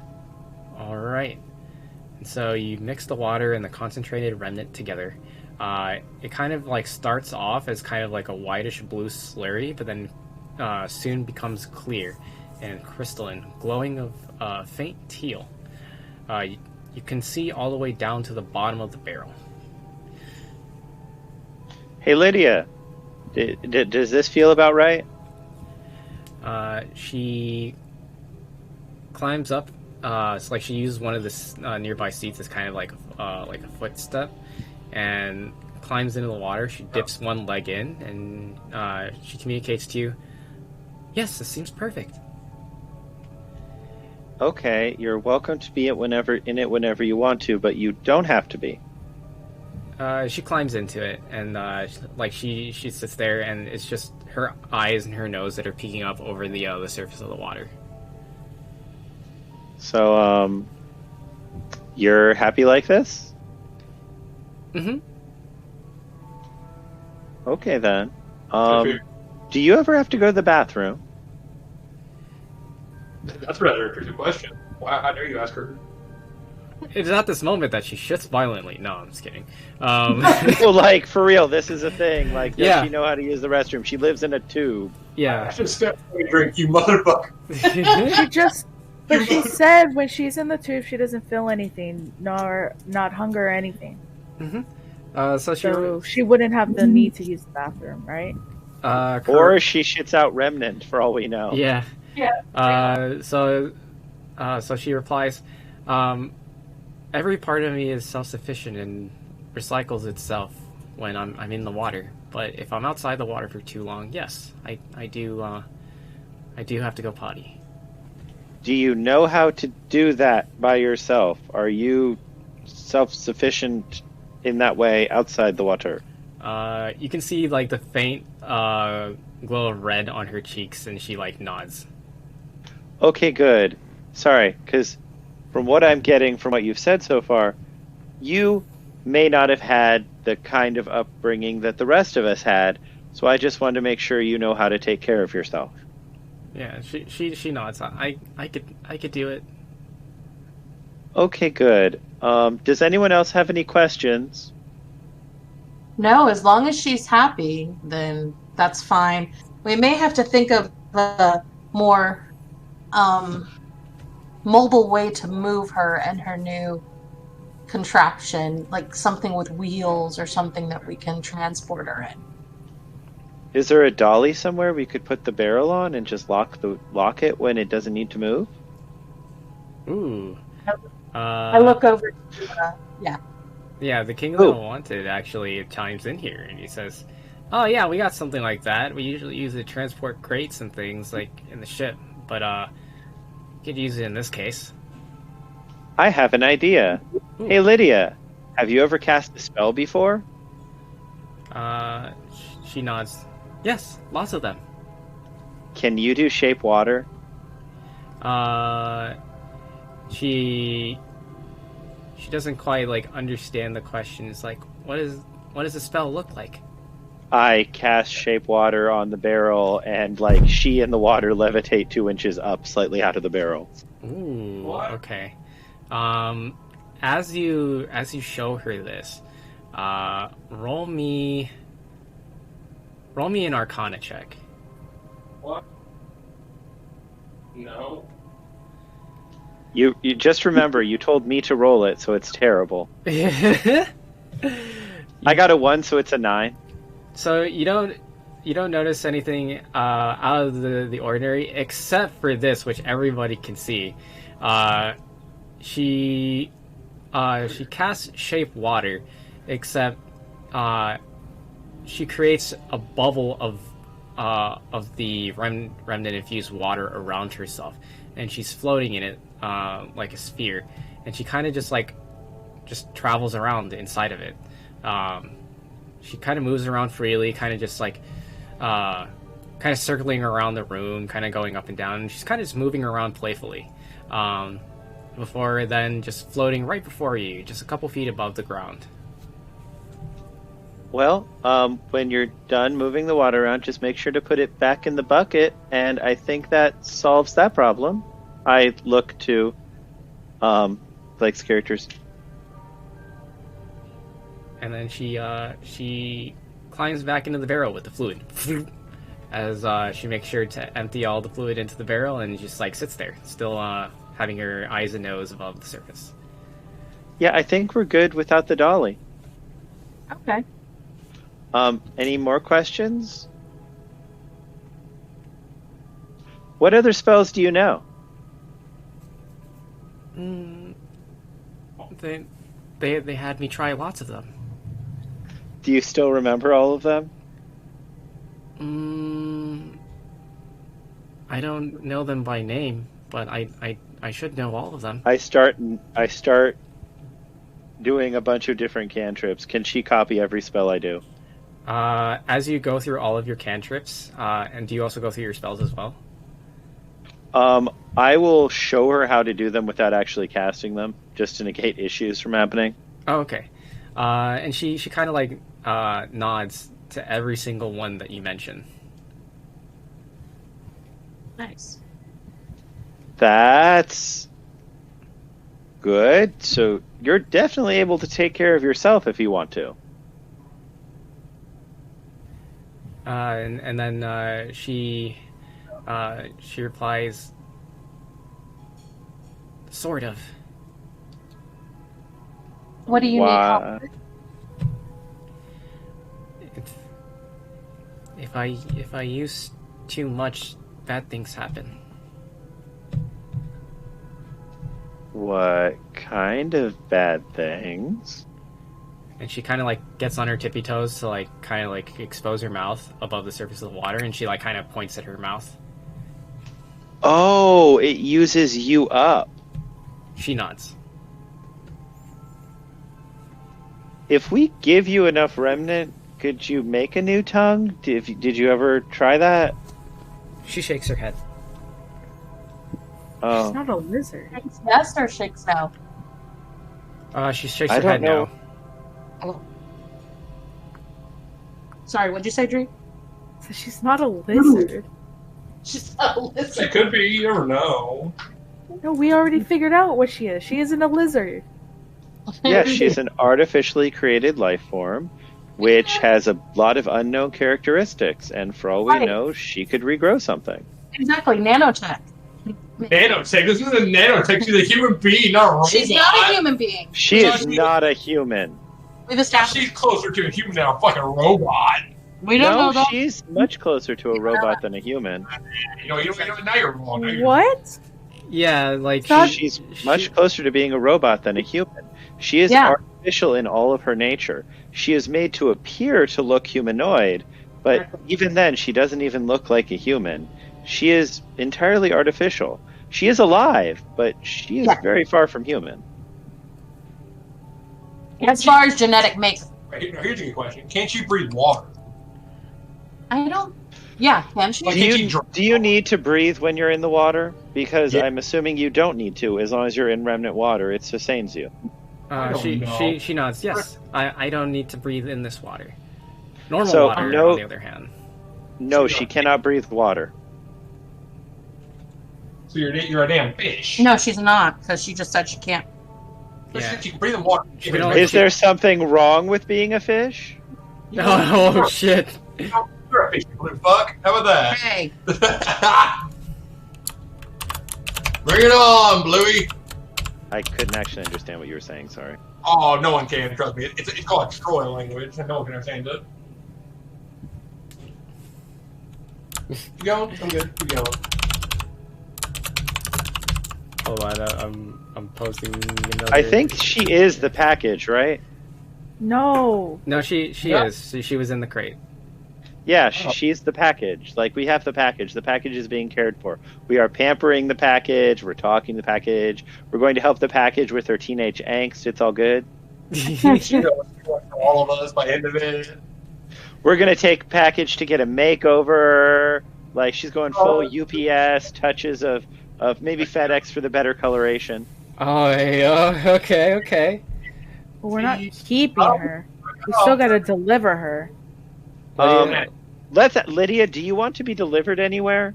Because, like, you're a person, right? Like, yeah. Like, You just called her a humanoid robot, okay? She's a person. You just said she wasn't a person. No, I said she's You just said she wasn't a person. She's not a human. She's a person. You know what? Not all people are human. A person, a human. I point to the lady with wings. You are not a human, but you are a person. That is true. All I'm saying is we signed into a contract. You may not suffer consequences, but the rest of us will if she's not delivered. She might suffer if you fulfill it. Wait, what contract? What's going on here? The contract we signed when we took this package. Oh, that contract. If we Like, y'all forget there's consequences that we are gonna get if we don't deliver. Lydia, do you want to be delivered? What do you actually want with yourself? Do you want The anything? child has no choice right now. We get to make the choices. What does Celine say? The child does not have a choice in this. I'm with Celine on this one. Straight play no. Where they end up as it is, I'm rarely with Celine, but this time I'm with Celine, so it should be. We do like a minor illusion where we take her and we seem like we turn her over, but we didn't turn her over. No. Our job is to turn her over, that's it. Like, whatever happens afterwards is not our problem. I mean, you most certainly can try. But when you ask her the question, like, what does she want? She asks, like, where are you taking me? I think they're taking you to give you to someone. Don't worry about that. Don't worry about that. Don't tell her anything. Just don't worry about that, kid. She kind of just, like, looks around curiously, but she doesn't ask any more questions. Thank you.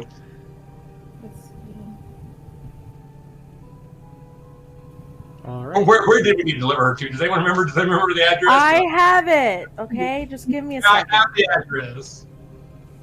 We needed bring her to Solitude. Here, I'll just copy what was on the paper. They want to take you to a little part of town that's nearby. Okay. Let's remember to be right for you to be cool. Yep, okay, got it. Yep, okay, let's go. I'm gonna look at the kid who's like the king of the unknown or whatever. I'm gonna look at him and go like, how do we steer this ship? I need to go to Solitude, please. I mean, we're gonna double back there anyway. Okay, that's good enough for me. Thank you, brother. Thank you. Here's a gold for your trouble. I'd like a gold coin at him. And he like grabs your coin. Not He's some like, cheap slut. imagine if he said that. Yeah, I'm not some cheap slut. Like, Yeah. you just tipped him as you would as a strip club. Like, come on. No, I shouldn't. He summons a pole and begins to spin around on it. No, I was kidding. Nope. It's the edge of the plane. So he takes the coin, and he like kind of looks at you weirdly, and you know just makes his way up to the top of the ship. It's like, all right. Oh! No, thanks. Yeah. No, sorry, he broke something. And I'll just fucking put my fucking hand doing that shit. Fucker. Continue, ignore us. Motherfucker hurt. I'm okay. Keep going. I'm fine. Okay. Bye. I'm not dying just yet. He makes his way up to the top of the ship, and begins to. You can kind of feel the ship kind of move. You can kind of feel your proprioception thrown off just a little bit, as you can hear the creaking of wood and metal around you as the ship is making a complete turn around, heading back towards the west. And so you all are making your way back to Solitude. It is at this time that Lydia is completely submerged in the remnant water, and they're kind of just like curled up, and they're just sitting there. They're not uncomfortable. They're just kind of like floating in there with their eyes closed. It almost seems like they're sleeping. One moment, please.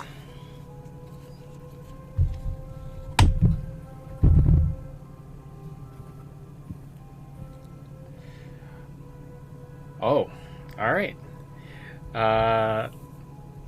Let's see. I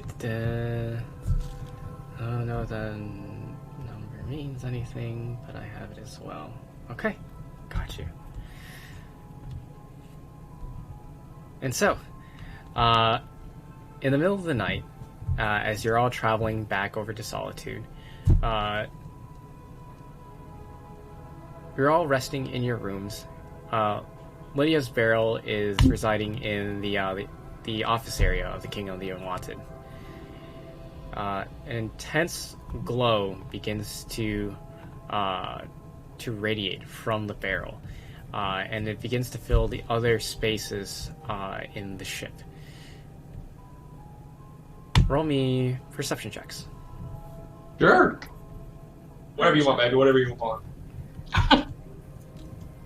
Ooh, hello. Oh, shit. Ooh. Yeah, Maurum. All right. Maurum and EJ. You are currently sleeping, but as light sleepers, you wake up easily to the bright light that's beginning to spread through the ship.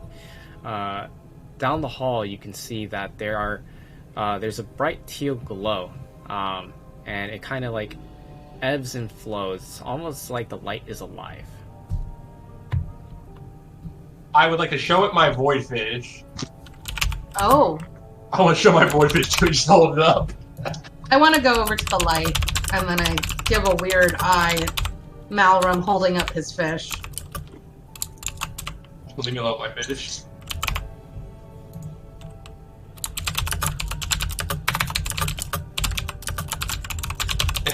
What? Percy does not know what to do with that information. I know, I was confused. I was like, wait, did he hear us? I was so confused. No, sorry, I missed what you said. I was replying to a message. Sorry, can you repeat that one more time? Ooh, kinky. Hold up. So we both saw the light. So Malrum's holding up his void fish towards the light. Yeah, well, Oh. And I'm walking. I kind of like pass him like a weird cocked eye. Like, what the heck is he doing? And I'm walking towards the light to check it out, like to investigate it. Ooh, interesting. Okay. As you raise up your void fish, the fish begins to glow a bright teal, and it leaps out of the water and is now. It almost looks like it's swimming through air. What? Doctor Who. I will watch the fish and see what it does. It begins to swim out of the room, down the hall, and towards the King of the Unwanted's office. I will chase after it. All right. What are you doing here, EJ? So I'm assuming the light is a different area from where the fish is going? No, the fish is swimming directly towards the light. Okay, then I continue to follow. I'm just coincidence that I'm following with the fish. I'm more chasing the light. So, if that makes sense? Yep, that makes sense. Okay. All right, so you're also going towards the light then? Yep. To the office. Okay. It is at this point, Celine, Chris, and Axel, you begin to hear this commotion as you can hear multiple footsteps moving down the hallway. You awaken to this sound. What do you do? Well, go figure out what it is. Okay. You all can see Well, this look at light it. now. Mm-hmm. You all can see this light now, and you all make your way over to the office. You can see this strange fish swimming through air that Malram is following around. He's like kind of like chasing it. His I arms want are to up. He's smack trying it to to catch the it. ground. Smack the fish to the ground. Okay. Yeah. Chris. I will Same. smack the shit out of Chris. I don't think they heard you. You were far away. I will smack Chris. Okay. Opposing rolls then. Opposing athletics. Athletics. Yeah. Yeah, you're screwed. Bye. You're screwed. Damn. You don't know It's that not- yet, though. You don't know that. Oh, Athletics- wait. Never mind. Yeah, athletics is one of my worst ones. I'm never gonna do well in athletics. Also, 7 on my athletics. Imagine the one time though that you roll an at 20. That would actually be so cool. Wouldn't it? That'd be so sick. All right. So you try to like spike the fish to the ground, and Malram is like, just like strong arming you and just like keeping you from getting close to the fish. He doesn't want you to hurt it. And as the fish swims into the office, it plunges into the water of Lydia's barrel. I'm gonna look in the barrel. I'll look in the barrel, like, kind of like one-eyed, side-eyed, because I don't want to see nothing that I shouldn't see. Okay. Understood. She's a lady. I'm gonna be a gentleman. As you look into the barrel, you can see that the fish is swimming around her, and now it's glowing a very, very bright teal. Like it's almost like borderline white, kind of blinding to look at. But it swims around her in circles as she's just sitting there curled up and floating. As you look down and you're this close to the barrel, you can hear the subtle flipping of... Sorry. It's a Bless you. Bless you. Thank you. You can hear the subtle flipping of pages, like as if it's like a never-ending book. Like you could just keep hearing pages turn and flip. Interesting. I'll gather everyone around. Like I'll call Celine, I'll call Chris, I'll call Exul. I'll call everyone over and say, "Guys, come here, look at this, come here. Come here, look at the weird book." Does anyone want to come look at the weird book? Hi, Lydia. How's it going? Probably had a Oh, name you for the broke her. book. Don't wake her up. She doesn't respond. Is she dead?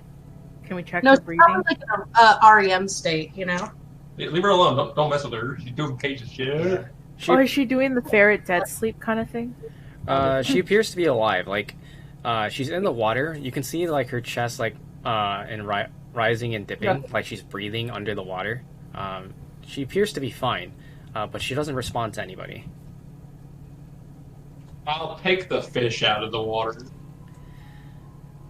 Okay. As you begin to reach into the water, like you dip your arm in, at first it feels warm and pleasant, but like inch after inch, reaching further into the water, you can feel an intense heat begin to build up around your hand, to the point that it's almost scalding. Do you continue to? No, I'll pull my hand out. Okay. You pull your hand out, and it begins to glow a bright remnant teal. I'm gonna try messaging at Lydia. Okay. What would you like to say to her? Hi Lydia, are you okay? She's asleep, so she may not be able to respond. I have no idea how that works with this thing. As you send a message to her, she doesn't reply, but what you hear back is a much louder version of the pages being turned. It almost sounds like two dictionaries are right next to your ears and just being like flipped. Huh. Well, she's not in distress. Maybe this is just normal for her. I'm more worried, and I'm talking to like the group. I'm more worried that is someone trying to access her right now? Do we know like how she functions? Is someone I could stop that. Okay. That's legitimate. I'm gonna sit down and start doing a ritual. No way. Okay. I stopped them doing that. I'm gonna go get the king of the whatever it is, the king of the one guy. Okay. Then bring him back and make him look at it. Okay. I'm still doing the ritual. All right. Okay, you can go to So you do that. So while you're casting the ritual, Malram is looking for the King of the Unwanted. You kind of scour around the ship. It doesn't take you very long until you reach up to the top of the deck where he's still awake. He's still he's still navigating through the night, and you bring him over. What do you tell him? I'll say something weird is happening with this. We don't know what's happening. Maybe you do because you seem to be more into the know of this than we are. Okay. Do you mind being more specific? As he says as he starts to follow you down. It's making a weird page flipping sound, like when you flip through a book. And it's just making that sound no matter what we do. It's just making that sound. And my fish flew in the water. Now I can't get my fish back. And he walks into the sight of this bright scene. It practically illuminates most of the ship down below deck. And he's this does seem weird. Hold on, let me try something. Okay. And he gets his tome off his back, wrapped in chains, leather bound, with a strange face and eyes on it.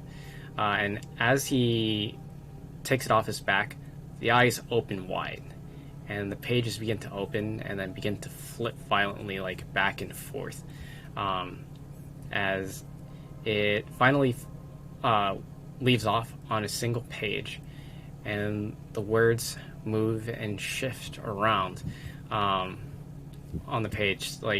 It's not legible. It seems like everything just seems to continually scramble around and move actively on the page, and he's like, that's strange. Strange? My tome has never done this before. It's not supposed to do that. May I see the tome? Sure, just don't touch it. Okay, I just lean over and go, and kind of try to read it. You are unable to read it. Regardless of what language it is, the letters just continually slide and move around the pages. It's just a mixture of ink. Okay, I'm only gonna say, your book's fucked, mate. I mean, yeah, I mean, it's communicating to me, but it sounds confused. Confused? About what? It's not making any sense. Huh. It's just rambling random words to me. What words? Ooh? It's all sorts of things. At one point it was reciting some kind of recipe, another time it was talking about some history, another time it was talking about a specific person, other times it's just repeating colors. Who's the person that they kept repeating? The person that they're repeating is someone by the name of Graves. Great. We know Graves, I look around the group. I look around the group, because I don't remember. don't we? I would like to do an intelligence check to see if I remember. Okay. Because I don't remember. Okay. And I would like you to tell me what I know. Okay. I love that. Okay. Go ahead and roll me a history check. Sure. So really. Oh, that's great. That's great. Yep, you cannot recall for the life of you. The alcohol is finally catching up. Fucking, I might as well keep diving. Let's keep diving. Fuck it. If I get drunk, I'll come back to sober, right? That's how it works, right? Yeah, sure. Let's go with that. I swear we know it Graves. It sounds correct, doesn't it? Who's taking notes in this motherfucking group? I know it. I'm trying to remember. Okay. I Can I could- do a history check? I mean, I could remind you guys, since you do have the documentation on your quest and your objective. You were meant to bring the package to Councilman Graves in Solitude. That's why I was asking where we were at, because everything was moving fast and I couldn't understand. Oh, Because I have that in my thing. Like, I wrote down a lot of notes. I appreciate it. Yep. So that you can't confirm, but you do know of a Graves, Councilman Graves. Oh, careful. Councilman Graves, councilman. Council.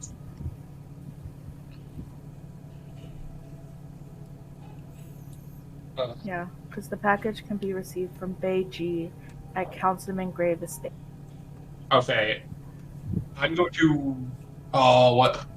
I like to confer with the group first before I make a move. Should we wake her up? Try to wake her up. Let's go with that. I mean, I think so. I'm more worried that someone's trying to access her, and because we do not know how she functions yet. Okay. I would like to call my fish back first. Let's get that fish. I want the fish out of the water first. Let's get the fish out of there. Okay, how about her? Let's get all in the water and grab the I kid. want to fucking gut that fish and throw it across the room. Okay, fine. Let's go athletics again. Go straight again. I look over to I look at Ethan for help. I look over to Exil for a moment, and I ask how the spells are coming.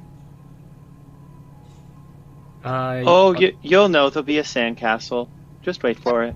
Sandcastle? Got it, sandcastle. And then, Malum, you want help not having your fish die. Yeah. Chris, why do you want to kill his fish? You know I'm always against Malrum, but this one I'm kind of curious about. Being annoying with the stupid fish. It's a fish that can cost 15 feet of light when in water. What the hell? That's the most useful thing I've ever had in my life. It do be kind of cute, though. It is a Can I pet the fish? It's in the water. It's gonna burn you if you try to pet it. It's hot. I shape the fish out of the water. Ooh, okay. You shape? What do you mean you shape? What's that? Well, he has water bending. Yeah. I go water bender at it.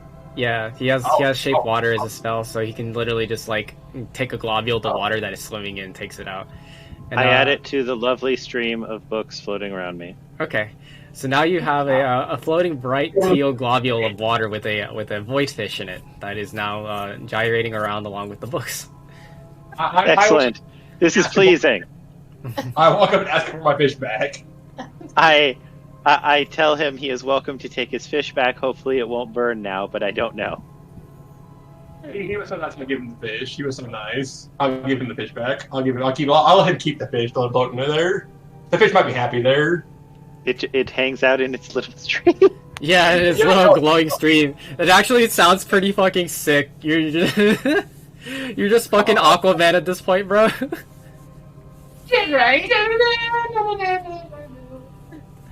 That's awesome.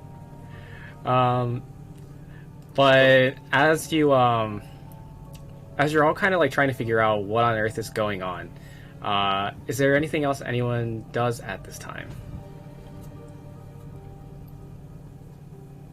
No, I'm good. I think I'm good. DJ, you good? Well, I'm just more waiting for the sandcastle to appear. Okay. Okay, fair enough. Because DJ's slightly nervous. She's unsure, like, if this is good or bad. What's happening? I'm excited to see what happens on this flying ship. All right. Celine, Chris, is there anything you do at this time? I have no clue what's happening, so I was... Okay. Is the remnant still in the water? Wait, is the remnant still in there, or is it all dissolved into the water? It's all dissolved into the water, so it's just it's just a bright glowing barrel of water with Lydia floating inside. I will take some of the water. I will throw my water skin out and fill my water skin up with the water in the barrel. Okay. You now have a water skin full of remnant water. Cool. Why? It might come in helpful later. You take everything. Okay, wait. So wait. Did you have the void fish to your inventory? What's your name again? I can't remember your name. Excellent. There we go. I kept thinking school. I don't know why. It wasn't the right word. Sure, I will add void fish to my inventory, and it will live in the water. Yep. Okay, when in place of water, it'll emit 15 feet of bright light, my boy. You can copy paste that. Yeah, here. You want to copy paste? I'll copy. Here you go. Making sure you have what I have. He got it from a shop, and he also got a cat from the shop. Oh yeah, I do have a cat, don't I? Yeah, you do have a cat. Oh my god, did you forget about the cat? I'm saying that in character. Like, Well, you forgot you had a cat? Is it in a bag? Is it alive? The cat is... No, the cat was your hat. You wore the cat. Oh yeah, I just chilling around there, chilling my head, just chilling. Okay, so there's a glowing 15-foot sphere of light slowly orbiting me now. Yep. Yes. Great. Why not? I'll take it if you don't want. I mean, you're the one who took the fish. This is fine. It's just hilarious. Yeah. I think it sounds pretty sick. You just have like books trapped in ice, and you have a glowing fish like rotating around you right now. This is pretty cool. It's true. All right. So your tiny hut has now been cast at this point. I'm assuming that you're trying to dispel magic around. The concern was that something is trying to access her. Okay. And this'll stop that. All right. As well as maybe do other things. I have no idea. It's exciting. All right. And so as you form the tiny hut around her, you can hear like the shifting of sand as it like comes up from underneath the floorboards and begins to form a sand castle around her. As the sandcastle is complete, you can see that out of thin air, a little flag appears and slips into the tallest tower of this castle, completing the tiny hut. Well, no one can access her now, so is she still doing the thing? As you observe her inside the tiny hut, you can see that the glow is less intense now, but you can still hear the turning of pages, but it is a lot more faint. It almost sounds like the pages are turning much more slowly. It seems like it's natural to her, but maybe it's her reaching out with her magic? I don't really know. Can I roll an Arcana or something to try and figure it out? Yep, roll me Arcana. Wait, say that again? What do you want to roll? 13. Arcana check to see. I cannot roll above a 5 at all. It's amazing. No, he said like Arcana. Oh. Arcana? Yeah, that's what it is. There we go, Arcana. There it is. That's the word. That is actually the word. No, I think it's Arcana. It sounds better. I like Arcana. I've always It's the said same word. Yeah, I've always said Arcana, but it doesn't really matter. It's like potato. It's not a real thing. It really doesn't matter. Yeah, it doesn't. Anyways, the root word is arcane, if that's at all helpful. It is. Oh, you are correct. Okay, wait, this is a different discussion. Keep going. I'm sorry. That's okay. Anyways, so with your Arcana check, you're not entirely sure if she was trying to reach out to somebody or someone was trying to reach out to her. What you do know is that her behaviors are very similar of that of someone who is scrying. Well, I guess it would make sense. She seems to be doing an equivalent of scrying, but her nature is that of a scrying device, so I don't even know if that's odd for her. Perhaps the book itself is filling itself in. These kinds of things tend to be self-completing. I really have no way of knowing. Interesting. It is at this point that the King of the Unwanted's tome begins to float through the air, and before the King of the Unwanted can like kind of get it back in his grasp, the tome flies into the tiny hut. I did not allow it to go in. Oh, that's right. You need to give it permission. It's gonna bump into it like a bug, and it's gonna be hilarious. Yep, exactly. It gets up to the tiny hut, and the sand forms around it like a barrier, and then stops the book from getting closer. It's just like thump, thump, thump. It's like slapping like the flat surface of it against the tiny hut over and over again, but it's not able to reach her. Well, I don't know what to make of that. What's up with your book? I don't know. It just keeps saying, "Let me talk to her." It can talk to her if, like, she's not awake though. What? Can it talk to her like a book? I mean, it kind of just speaks in my mind, but I don't know if it actually talks to other people. Can you talk to the book and find out exactly what it's trying to do? I can try. We're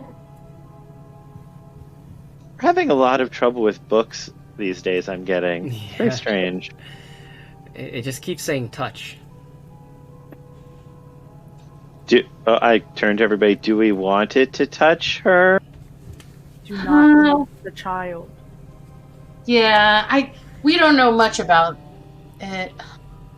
Maybe when Lydia's awake, we'll let Lydia touch the book if Lydia wants to. How about that? Because consent. Yes, consent. We like the consent. But what if it's that thing like out of Ghostbusters and we're supposed to keep the two things apart?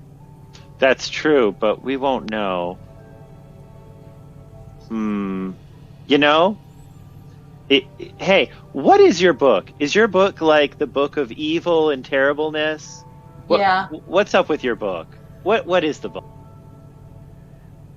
Well, the book is really more of like a wizard trapped inside the book. Oh, so it's a lot like her, except it doesn't have a body. Yeah, kind of. So who is the wizard that's in the book? Would we have heard of the wizard? Is it a famous wizard? Were they an asshole? I mean, he's always just told me to call him Salazar. Everybody roll me history? Yeah, roll me history. Sorry? Salazar. Reading 1 second, I got Salazar. Finally, that was more than 10, 20. Hey, we love that. Okay, I'm here.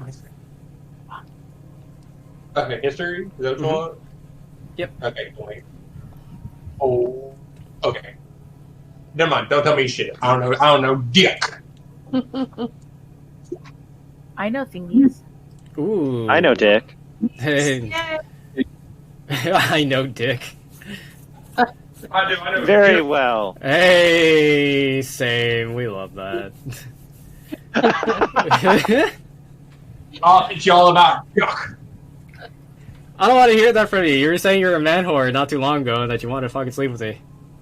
Yeah, exactly. That's. Well, I can't help that you're hot. I can help that. Well, thank you. But however, D&D, let's go. All right. So, Axel, EJ, and Chris, what you know about Salazar was that he was a great archmage, specifically of all the schools of magic, but specifically that of which of bringing back the dead. He lived before the times of the events of the Clash. At that point in time, he was roughly 200 years old, and after the moments of the Clash had disappeared since. Was he great like Voldemort or great like Dumbledore? More like in between. He would, like, if we were to kind of use like kind of token terms, he's more of like a gray. Well, I remember him, and he had his own purpose. It wasn't necessarily good or evil. I don't know that I'm comfortable with somebody touching the girl while she's asleep, maybe we just wait till she wakes up. Yes. Okay. And then we can let her decide if she wants a several hundred-year-old wizard to touch her. For real! Man wizard. Yeah, the man wizard. The man wizard. Who's a book now, who's just, like, slapping himself against the tiny hut. He really wants to get in there, and I don't feel comfortable with that. Do y'all... Maybe we just go to sleep now, because the tiny hut will cut the light. Like, it's fine. Okay. Wait, do you have to be, like, how does this hut thing, hold on, do you have to be near self, oh no, you don't have to, oh, it just stays there for 8 hours, okay. Yeah, it'll I be could there do a for long 16-hour version if we need it, but, like, we just need to sleep, so... Now let's go sleep. rest. Okay. So you all return to sleep. Well, I only need 4 hours. If anything, I can keep walking if y'all oversleep. Okay. You can hang out in the tiny hut and keep people from touching the sleeping girl. I look at the book funny. The book kind of like hovers back in shame back onto the King of the Unwanted's back. That's right, Salazar. I see you.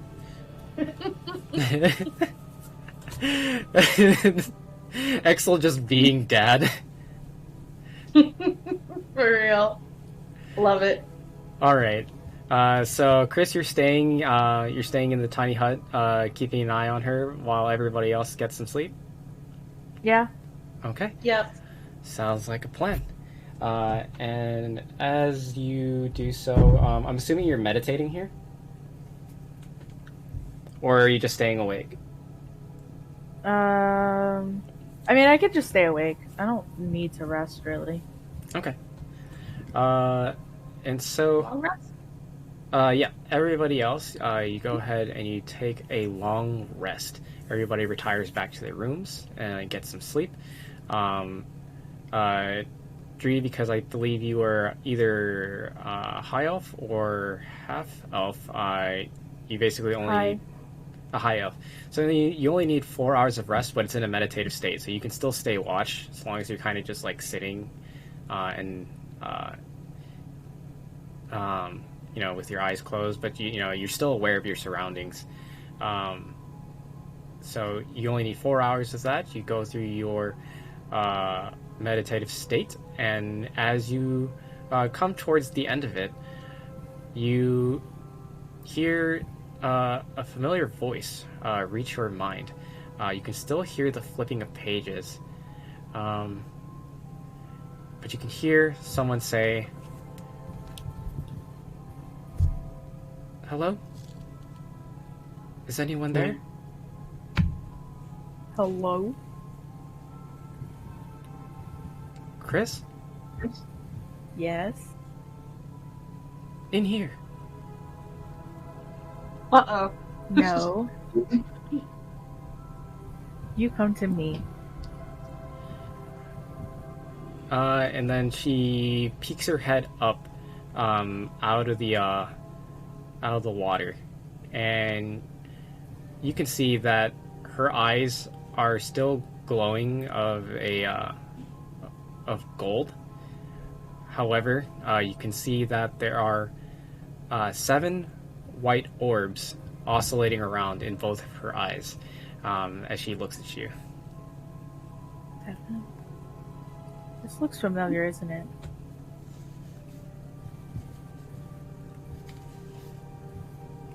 Does it? Hold on.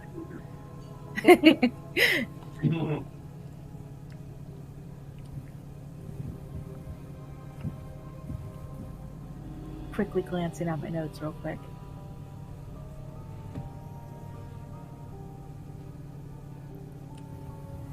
I swear this is familiar.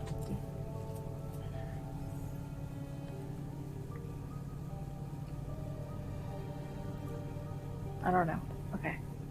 I don't like that though. Why she's got eyes? Why are her eyes like that? Why does she have eyes? Because maybe she's a little bit human? No, the 7 white things. Why does she have Did you ask her about her eyes? Yes. Girl, why your eyes be like that?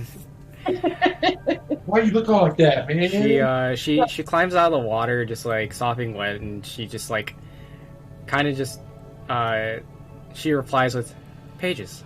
I need pages." Well, that's not creepy. She needs rolling paper. It happens. Yeah, true. Why do you need pages? That's why her eyes be like that. She needs the rolling papers. She just replies, "Right." Right, what? Right. Come on. Do I even have paper on me? Hold on. There's several pages of blank parchment here on this table, but you also might have some in your pack as well.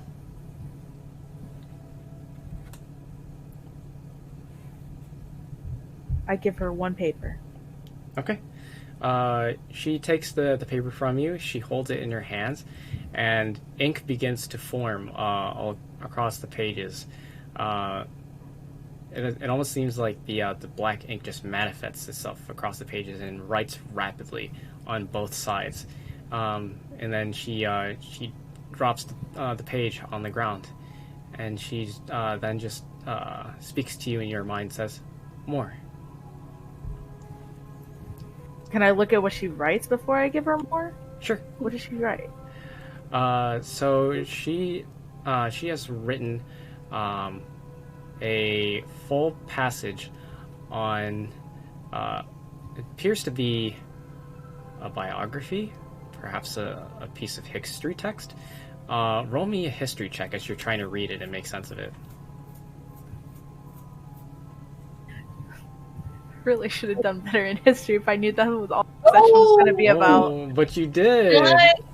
Did 19 that's all history. Good. So, with that history check, you remember from your studies as a child in your family's noble home about this particular event that you're reading right now.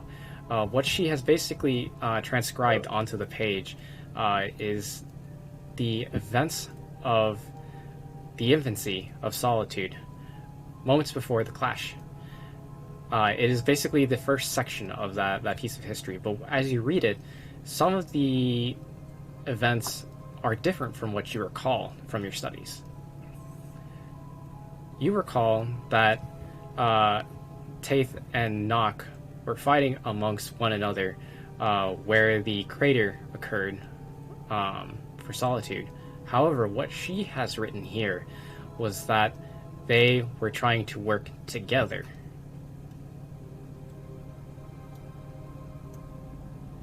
Okay. Interesting.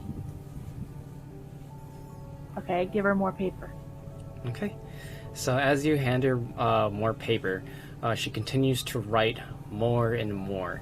It's starting to develop a pile on the ground. She just grabs one page after the next, holding it in both hands each time as the ink quickly transcribes over the page, just filling up pages. Like, imagine like a printer, except like if the printer was just like almost near instantly like completing pages, and she just like kind of just like cycles through one after the next and to the next until there's just a large pile, a stack of paper sitting on the floor.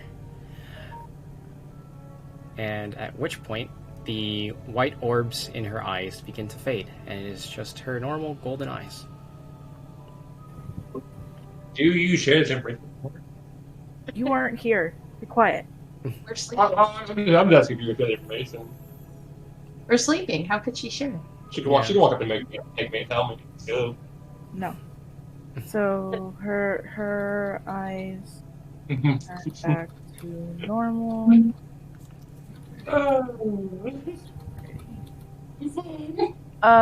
Why did I'm asking her, like, why did she write this? Why out of nowhere? I just did. It kind of just happens. So you 7 white orbs go around your eyes, and then you give us history. And she nods. It's one of the things they experiment with. Like, is it supposed to help us? Like, is this gonna come? Like, can you see the future?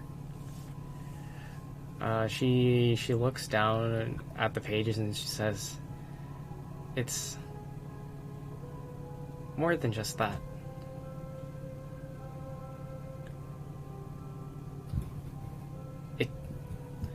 It can be changed." Are you Wait, what? What do you mean it could be changed? Like, this has already been done. Are you telling me it's gonna happen again? She shakes her head and says, "No. You can go back and it can be changed."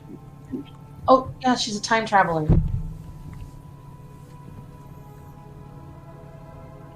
But that gets into, like, butterfly effect, and if we change one thing, like, we're all fucked. Like, on a realistic note, the history is the history, and we should leave it.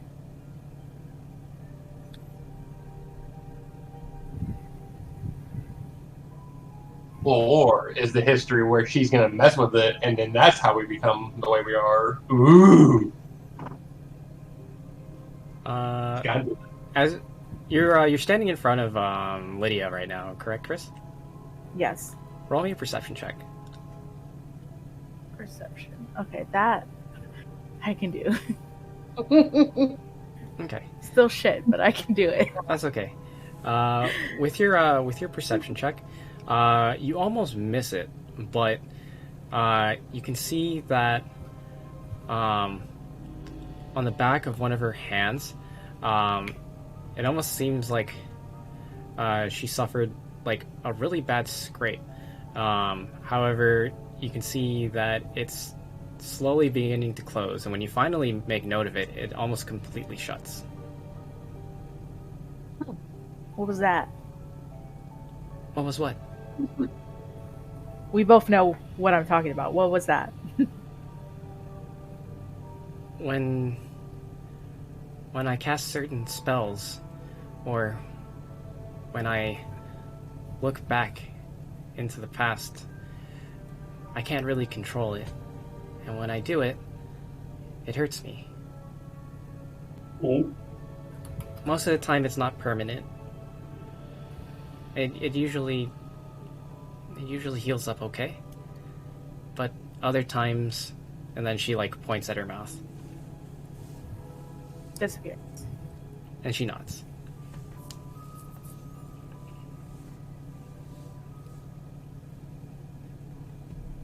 So you just go into these states without any control. She nods. Okay.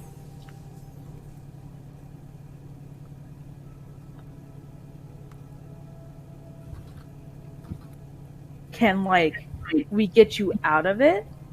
Like, if it becomes too much? If you can find a way to get me out of the water.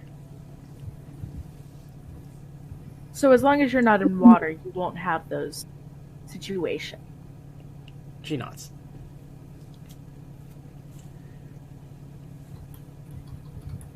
Interesting.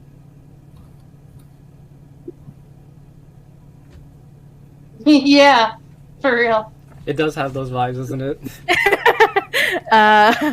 All I'm saying is very Stranger Things vibes.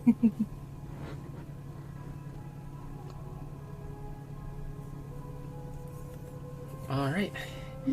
And so she has this pile of history text in front of you, and she kind of just like stands there awkwardly, and she kind of like rubs her stomach and starts to like rumble.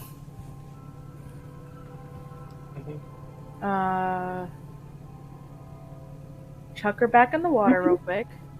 Okay. I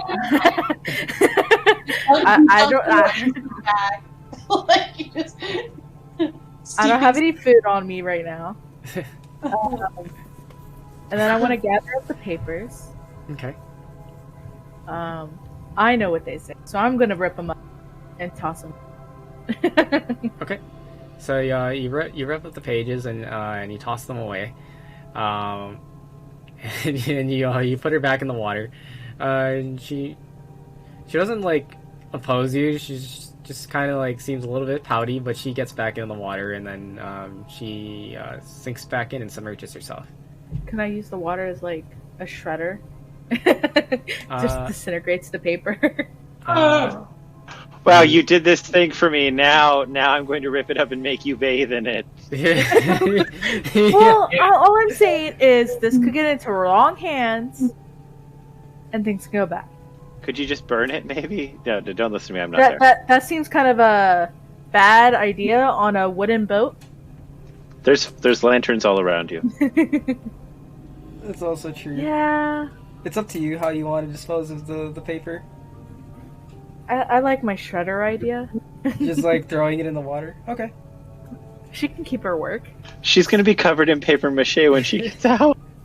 It's a remnant. It like burns up things. Like some guy's like foot almost melted off the other day. Like it was fine. Oh, I'm sorry. I did not know that. That makes much more sense. I apologize. I thought you were making paper pulp on her. No, which is why I wanted to throw Malrum in there. Okay, gotcha. She wanted to disintegrate Malrum. Yeah. You feel me? I'm expecting to you remember that. Okay, so you toss the shredded paper into the remnant water, and it very quickly dissolves. It sinks towards like the bottom, and before it even reaches her, it just completely dissolves, and the water is clear. Excuse me. The water is clear. Bless you. Thank you.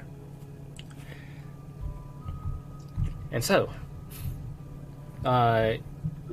you all make your way back together as you all finally wake up from your long rest. The tiny hut is still there. It's starting to. You can kind of see and hear the sand shifting as like the walls are slowly beginning to come apart because it's coming towards the end of the spell. You all make your way there. The barrel is no longer glowing a bright teal. It's just the normal like soft glow that the water normally has. And she is submerged in it for the most part. She's peeking her eyes and her nose up above. She is awake now at this time.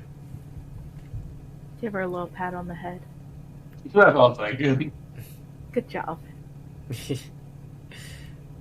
Her head is very wet. It's water. It's wet. All she's doing is playing mermaids. It's okay. Yeah. Nobody sees the TikToks. Nobody sees the TikToks that I do. Nobody's gonna understand that. Send me a thing. Yeah, send me TikToks. Hello? Yeah, Anything? Absolutely anything.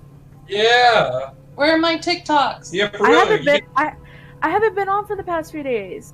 Okay? I haven't really been on. That's your problem, not ours. We get online. You little girl. Come on now. Fine. Every single TikTok I laugh at, y'all will get, okay? Okay. Okay. Good. Yay. I'm just gonna be spammed with like 500 TikToks by the end of the day. Please, that's all I ever want. I just want TikTok spam. I'm going to start perusing the books the Blades gave me. Oh, interesting. Oh, okay. yeah. How much time are you spending perusing through the books? However long it takes until I am needed for something. I'm just hanging around. Okay. I will leave him alone. Got you. So you can get ample time. Don't do that. Stop. And so, interesting. All right. As you start perusing the books and passing the time, you're all still traveling towards Solitude. While you're perusing the books, you encounter a strange book written in Celestial. However, there is one word on the cover that is written in Common. It says Kilwin. Kilwin? Spelled like this. I will cast Comprehend Language and then just start reading it by touch. Okay. You got it. We could have a story time. I could just read it to you. Yeah. Story time. So, as you use Comprehend Languages, you begin to read about a creature that several Solitude researchers have been following out west beyond the Maw. It is a strange creature that appears to be formed from a series of striders. You know the striders to be creatures that reside within the southern spine. Very little is known about them other than their hive mind-like behavior, as well as their consumption of creatures who then join their legion as striders as well, being basically constructs made of sand. They could be basically of any form, of humanoid form, it could be of snake or serpent-like nature, it could even be of birds. But they travel along the sands and bury themselves, waiting for prey. It appears that this creature that they're following seems to be whale-like in shape and in behavior, but is completely formed out of countless numbers of these striders all over their body. It's basically a sand whale. And that supposedly there is some link between this creature and its phenomena and the creation of Niall from the north, from the land of Dragur. Fascinating. Do I know what Niall is? Yes. Niall are the culmination of fears, dreams, and nightmares formed into tangible creatures. They are created by the Arch-Magi of Dragur. There's very little rule or law controlling the use of magic. So much of the gray, if not black, areas of magic that many other cultures frown upon, it is completely open and fair game in the land of Dragur, and thus Niall were created. Originally, they were spirits, which are the combination of thoughts, dreams, and nightmares, and they were able to harness this and create these creatures, which are the Niall, which are completely whole creatures that are visible. The only noteworthy thing that you know of other than that is that they are able to form corporeal objects and people based off of what the creature has seen or based off of a dream or nightmare that they have absorbed. So basically they can manifest things based off of like a library of things that they've experienced themselves or that someone else has experienced and they have internalized. Fascinating. We almost ate one. It was a baby, but yeah. Is anyone... I'm in my mind, my character is off sitting in a corner reading, right? No one else is bothering my character at the moment, right? Yeah. Correct. Cool. I don't share any of this information. Okay. I feel like Ethel will have a great time in Tinctures and Tonics. Oh yeah, that's right. Absolutely, they will. Oh yeah, that'll be a treat for you. You double back to that place, it's gonna be fun. As you continue to read through the book, you do see one sketch. You see, if I can pull it up. Let's see it, boys. Let's see it. Where is it? I have to like scroll really far. Photo time. It's story time. Story time. Get around the campfire and sing the campfire song. And sing the campfire. How did he spell it wrong? I'm drunk. What are you talking about? What do you mean? I'm drunk off my ass. He tries. He tries his best. Listen, I'm drunk. And I'd be he's drunk. not succeeding. World. When you tried your best and you don't succeed, take what you want, not what you need.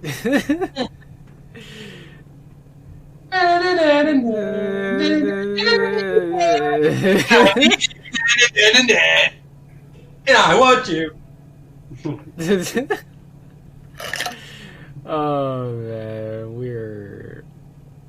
we're something, and I love you all dearly. I'm going to You should. We're great people. You are. You really are. I'm going to go in the corner and pray to T not. while let's get done. Okay. Fuck Tyr.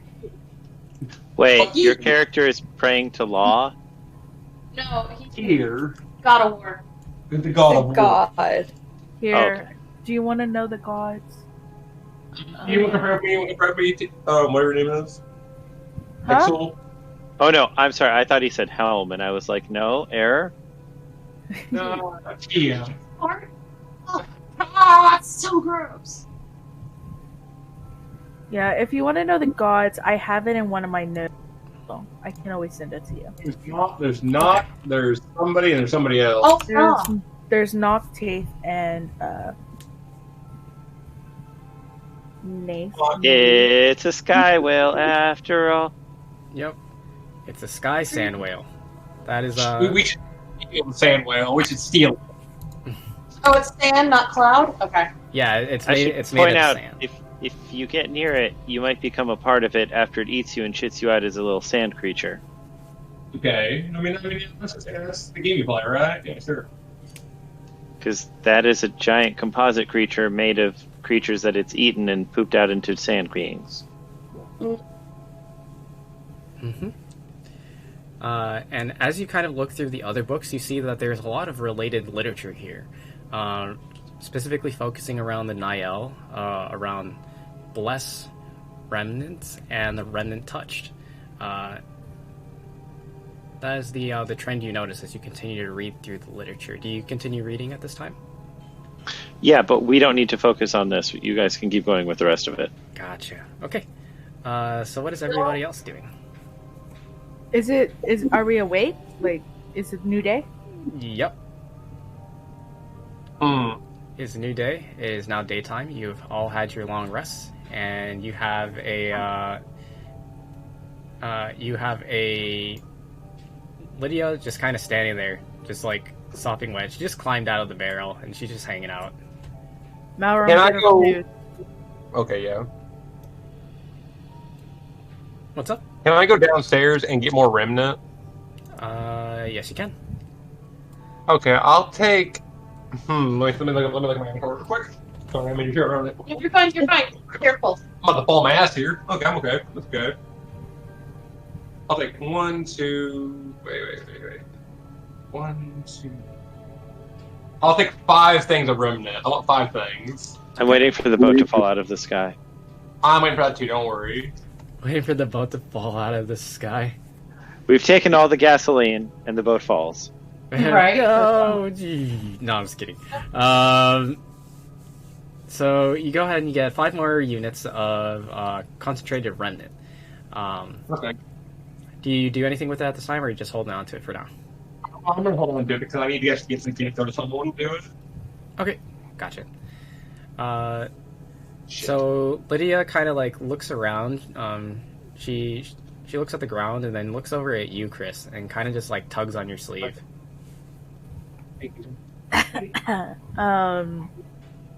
Hi guys. Good morning. Morning.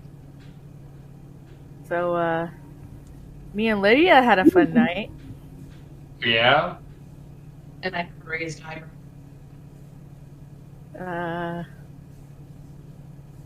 How do I explain? She decided to write in a little novel. It's gone now. Don't worry. But, she went into this trance-like state. Little white orbs around her eyes, and, she wrote about solitude before the clash. Sorry. Huh.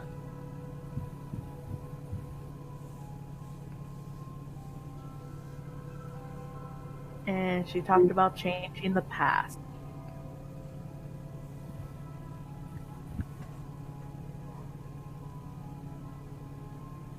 Where's the pen? Where's the pen? Oh. Okay. What'd you do with the pen? What did he do with the freaking note? Oh yeah, sorry. The King of the Unwanted is not here at this time. But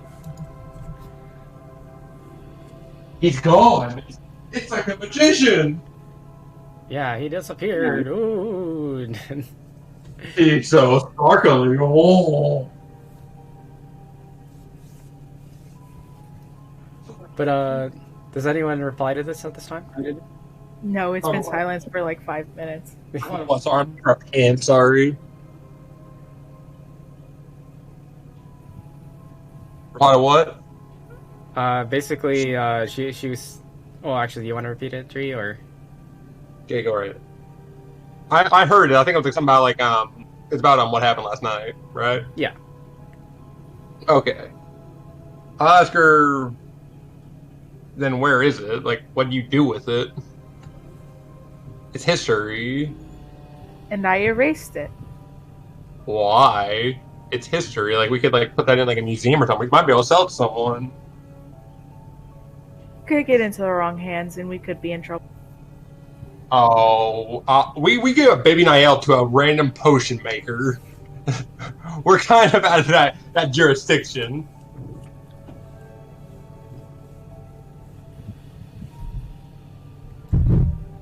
You do be giving babies away. I had no choice in that, by the way. I don't want to hear about it. What? You agreed to it. Yeah, because everyone else agreed to it, and I can't fight all three of you. Oh my god. No, EJ went against it. EJ's EJ, and EJ will stab me if I don't fucking agree with her. What? I'm drunk, ignore me. I'm talking about Wait, you're drinking and you're having espresso, dude. This is a weird combination, bro. Oh, He started drinking after he had the espresso. Didn't you hear? This is also true too. A rum and coke, like right at the beginning. Dude, you're not supposed to mix your uppers with your downers. Oh, I'll mix it all, boys. I'll mix it all, boys.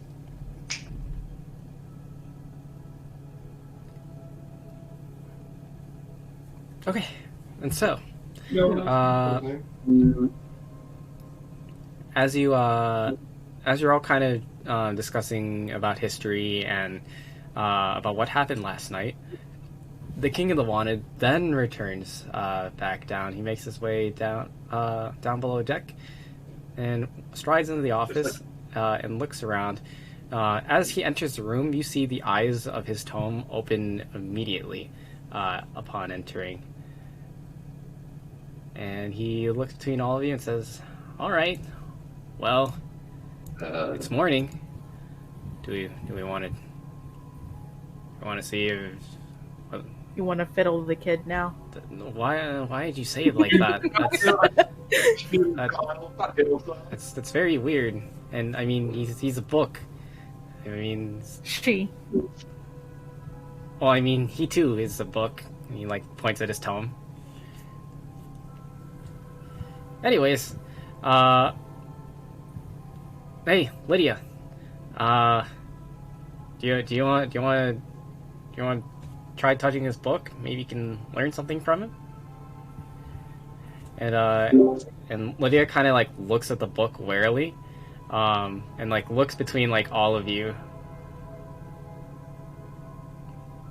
I will encourage this.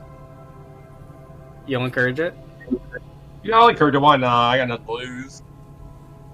Okay. Actually, wait. Do I have something to lose? Don't touch the book. No, don't touch the book. We gotta deliver you to somewhere. Don't touch the weird book. Yeah, I don't think the book should go near her. We can't I'm like. Sorry. No, go for it. What? You going? What's up? I was gonna ask. We can't like, investigate the tomb guy Oh, we can. We can definitely do that. Roll insight on it. and like to figure out more stuff before we let them touch. Yeah. I mean, you could try talking to it. Interesting.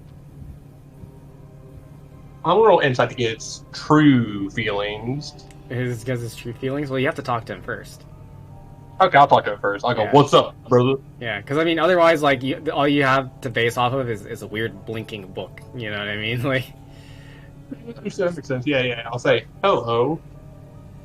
It doesn't reply for a moment, and finally you hear a voice in your mind. Hello, Maurum. How are we today? Corporate conversation. Who is this we? You're moving awfully fast. Oh, I'm saying, how are you doing? You know, it's like I don't know how many people are in that book. In this book. Well, it's just me and myself and I in this book. Oh, well then, how are you doing today? I'm doing well. I'd like to learn a little bit more about that little individual there. And why We is want to know more that? about you. Well, isn't it obvious? This is an incredible artifact. There's so much that can be learned. Think of the power. He's not a subject. Oh, well, that's up to interpretation then, isn't it? No, it's not. God, no. And listen, she's not like you or I or anyone else in this room. She wasn't born from a mother and a father. She was made, crafted.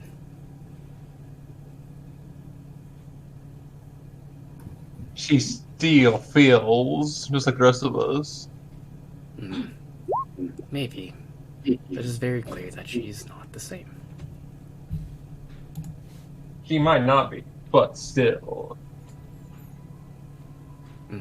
Hey, Listen, that's my theory. How dare you take it away? How dare you? You don't talk to him unless she's cut me off. Keep going. all I wish for is to study this little individual and see what I can learn from her. I would like to tap into her mind and see what I find. No, you don't need to tap into any kind of mind. You're gonna start screwing with things, and she's my package. We need to get her to point A to point B. Oh, no. Rest assured, she will return in one piece. It's not like I'm going to turn her brain into scrambled eggs. I would just like to see what's going on in there. I'd like to roll insight and see if he's lying, if that makes sense. Okay. Roll me insight.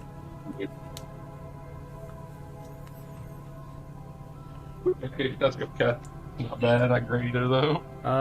You feel like he's telling the truth. You feel that he's actually just being a scholar. He's being an Excel. Okay, then I'll back off the issue and wait for everyone else to. I'll say, okay, he's good. I think the book's good. I want to roll insight. She wants to roll insight. Okay. Okay. EJ wants to roll insight now. All right. Yeah, I was like, can we just all do it? Yeah, Like, you can we're all. standing You around. can, yeah, you can all roll insights. He's communicating with all of you in your minds. Okay, insight. Ooh. Ooh. Okay. You roll one. No. So, Chris, you could tell that that Salazar is being honest for the most part. However, you sense that you get the feeling that there's an ulterior motive here. I'm gonna pipe up from the corner and say, did anyone ask if she was okay with it? Ooh. No. I want to punch him. Punch who? Salazar, what's he lying about? She's trying to punch the book. Okay, roll me an unarmed strike. Yay. Yeah, strike that book.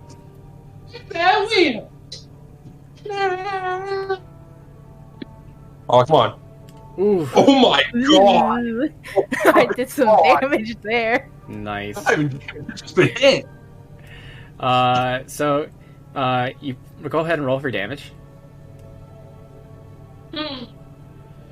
One.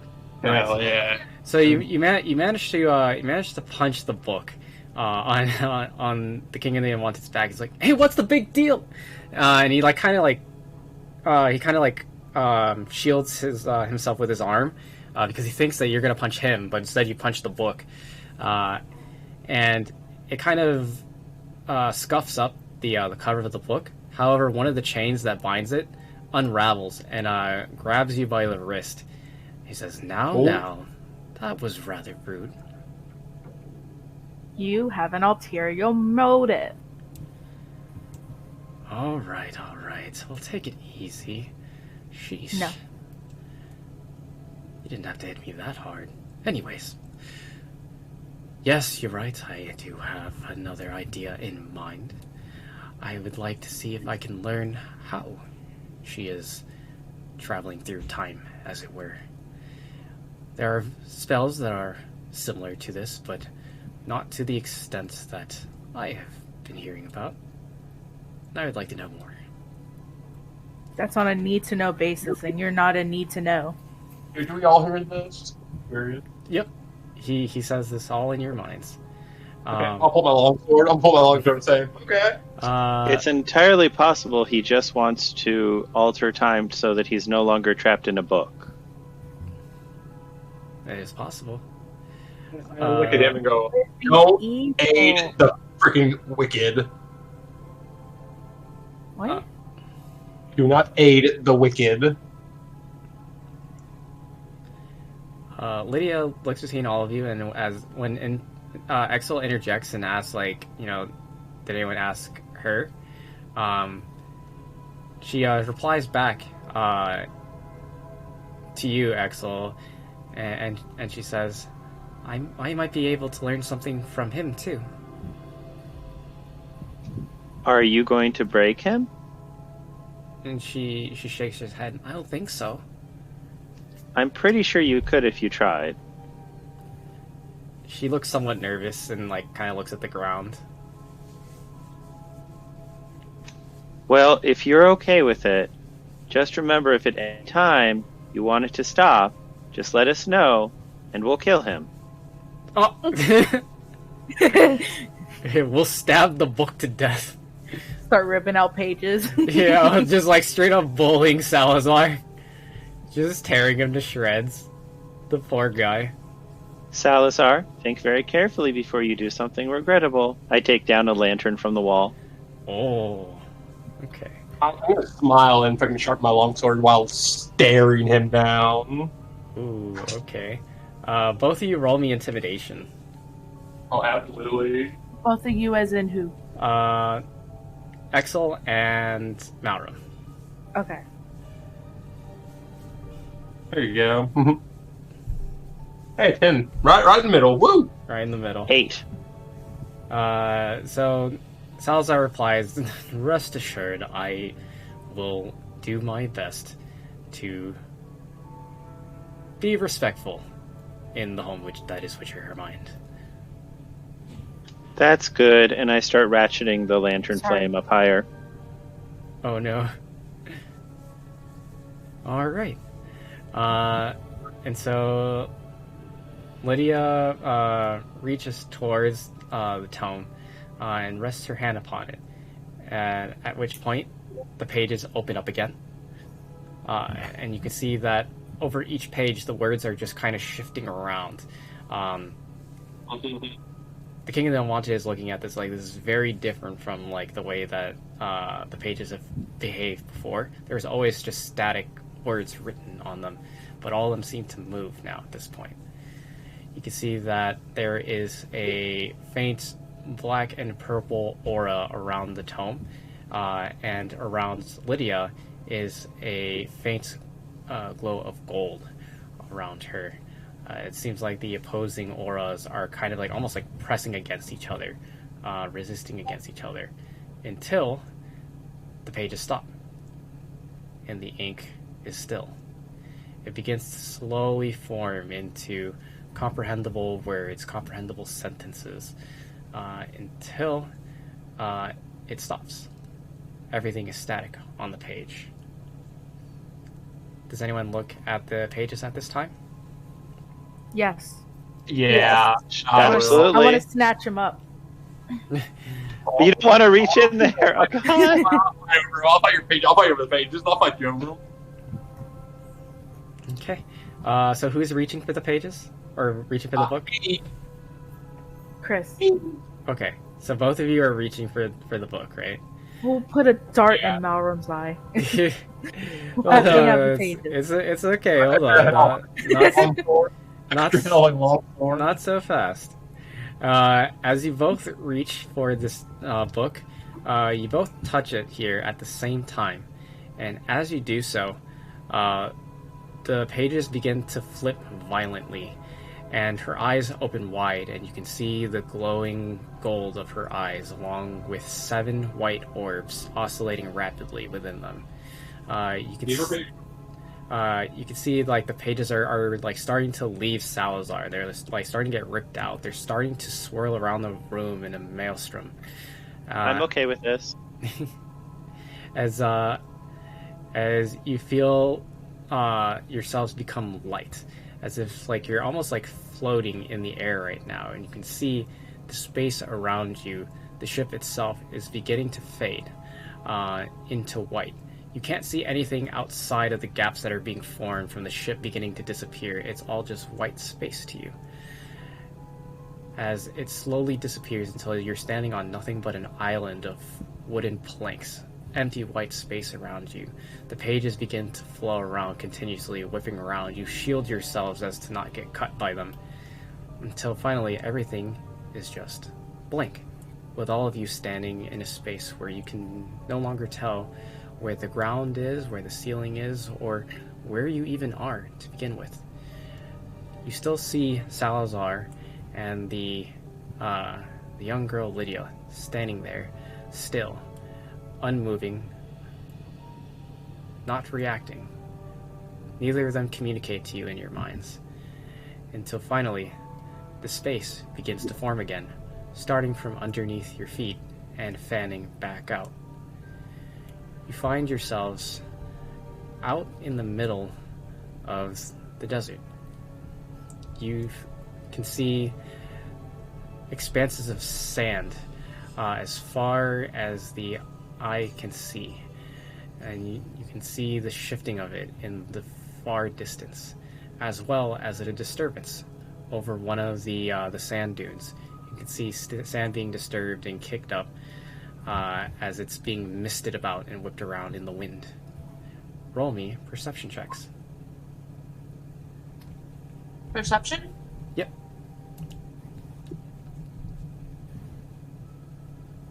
I'll take it. Oh, you. Oh!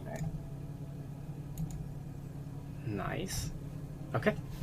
Mauro. Are you telling?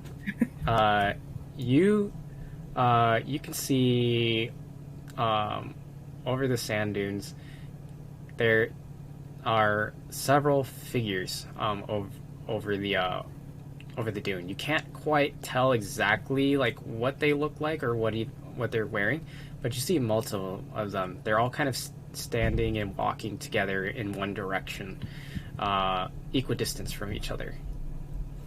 You can see maybe 10, 15, 20. Now you start to see more of them as they're all coming over the dunes. They're starting to move their way towards you, as you're all kind of just standing there and trying to make sense of it all. You can see that Salazar and Lydia are still very much in a trance-like state. They do not react to any of this. They're still just standing there static. Wait, are they in the water or out? Out of the water. I will look important about everything I see. Okay. That's not good.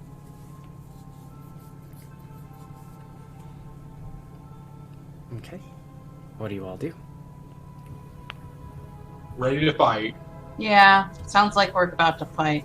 I was gonna say find a sand cave. Yeah. Find a what? Sorry? Find a little sand cave. Oh, okay. Why fight if not needed? Because they have loot and they have stuff. It's fair game. No, it would have been real great if we went back to Rags for 2 seconds. For real. Could have had a whole spaceship with us, pretty much. I mean, if there's a way for us not to fight, okay, but is there somewhere where we can run and hide? It doesn't feel like it. I just feel if we fight, we have to. How far away from us are they? They're about 100 feet away from you. Approaching rapidly? Approaching at a walking pace. Well, that can differ. I 5 miles wave. per hour. Okay. So You wave? Yeah. I wave. Okay. Oh no. So you wave. They at see them. us. They're coming. I wave. Let's see what happens. You can see one of the individuals up front. They raise their arm and wave back. Well, be ready to fight, but like, we don't necessarily need to fight with them because they're just walking over here. We did just appear. Yeah, okay. That's another point too. Is they're just walking over, so we haven't even talked to them yet, huh? Yeah. You haven't talked to them. They haven't made any aggressive moves. They're just walking towards you. I will keep my sword at the ready, but I'll fucking kind of keep it in my hand, and just sit there and just wait. I'm gonna yell over. Oh, sorry. Go ahead.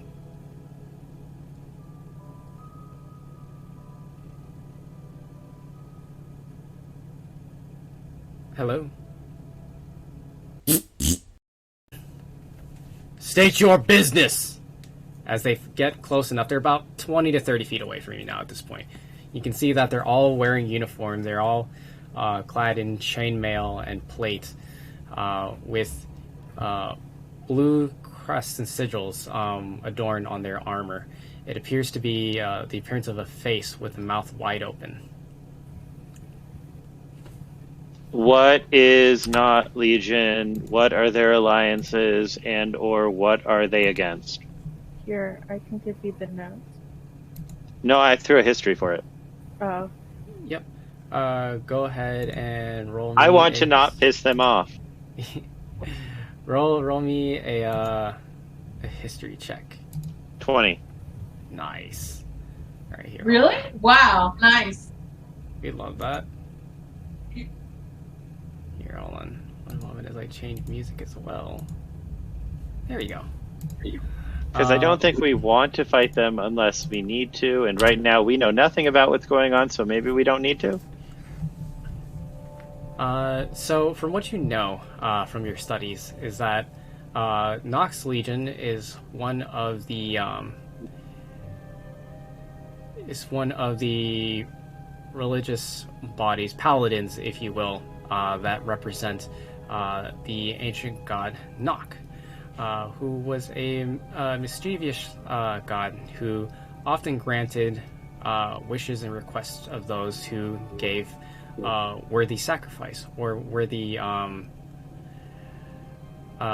contributions to him, mostly in the forms of food.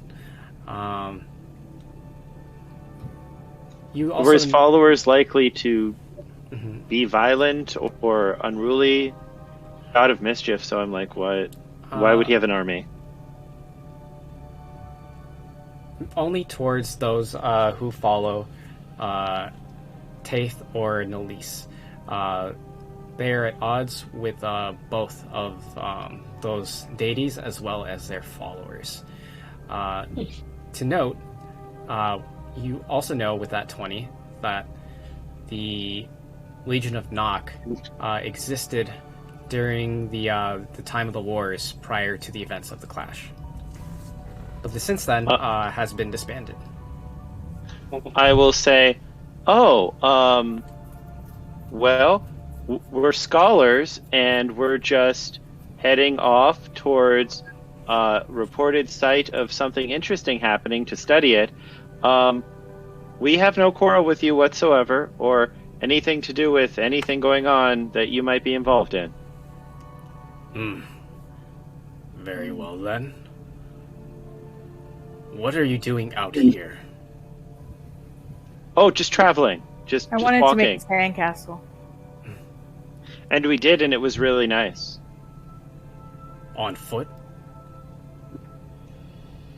Yes, we're not wealthy. We don't have horses. Well, I see. Well, in that case, allow us to at least escort you to a more safe location. Are we in danger here? I would certainly say so, yes. From what? Striders. Oh no. How awful. I know of these striders. Have you seen the whale? I'm sorry. You have not seen it. Ah, I know of the Striders and the awfulness that can happen with them. Yes, please, lead us away from this danger. Certainly. Come with us. And so then he kind of like gestures for you all to follow him, and they continue their marching formation back over the dunes. Do you follow? Sure. Yeah. We're just gonna blindly follow some random people. When is Yes, that and- ever a good That's the idea? plan. That's the plan right now. And Well, right unless now- your That's a character good wants to do something idea. else. Because right now that's the best idea I have, but maybe you want to fight them and that's a thing your character could do, and that's fine. I want to. Unless you're saying this out loud, which is probably just kicking things off by itself. Yeah. All I'm saying is stranger danger is a real thing. Yeah. When is And- that a good idea? Also, I'm sorry. Can you please put like a little dot like where in the desert we are? Yes, I So I got kind of have an idea. you. So That's a good question. Do we know in the desert where we are? Everybody roll me survival The checks dots to is for the identify where dots. you're at. Because like even if my character doesn't know, like as a player, Because we just got displaced in time, so like all of our normal landmarks are going to be fucked. Why does it show I landed on? Oh, that wasn't me. So you are all approximately in this location. Ah, thank you. Oh, great, we're near Solitude. That worked out well, kind of. Oh, nice. That's where I Convenient. was looking, but I wasn't sure. And then my answer to Chris and Celine is like, yes, I believe in blending in. So right now, going along and seeing what happens. Oh wait, we never rolled As a rogue. Yeah, roll survival. Oh, what time you got? Sorry. There you go. Yeah, dude. Sorry.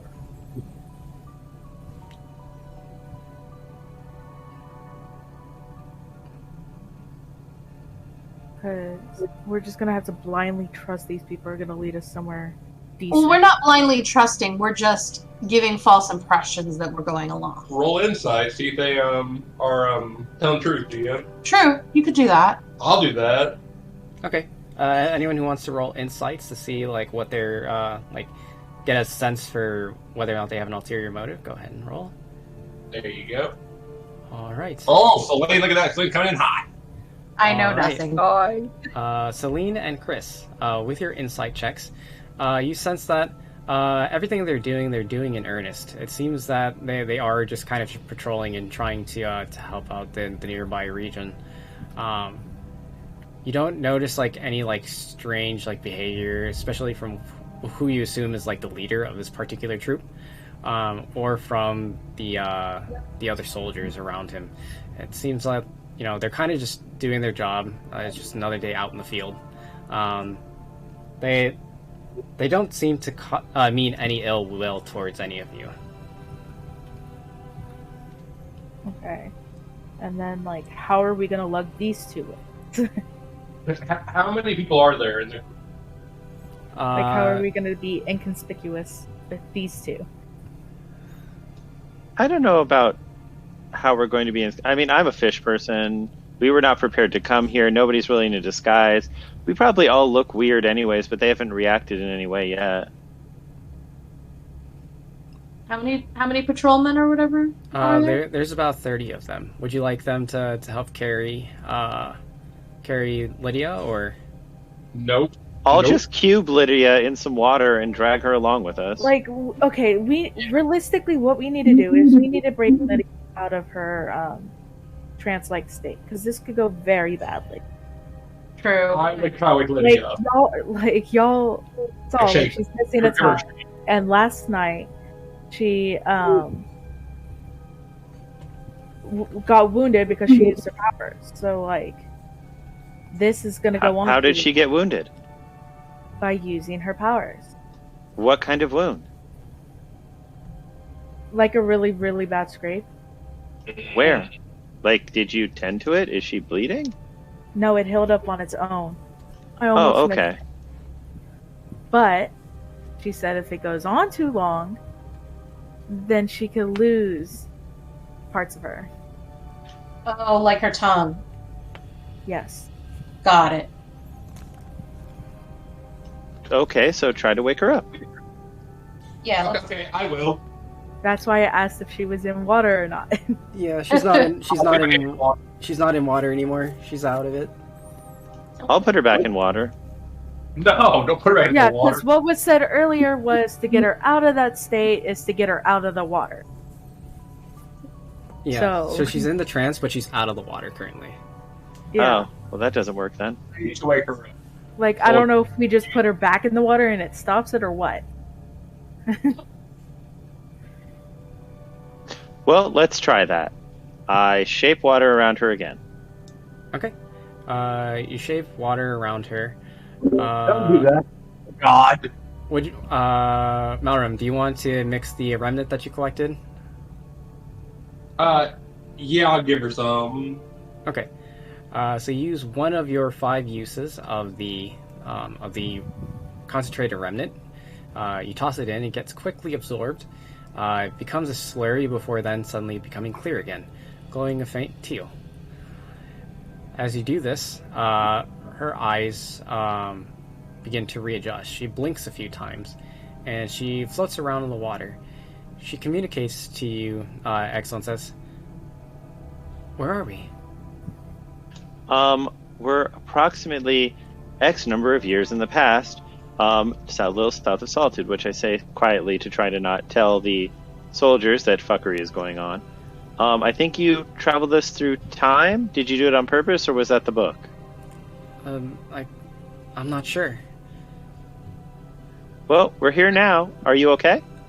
And as she, comes to, you see, and you don't. No one has to do a perception check for this.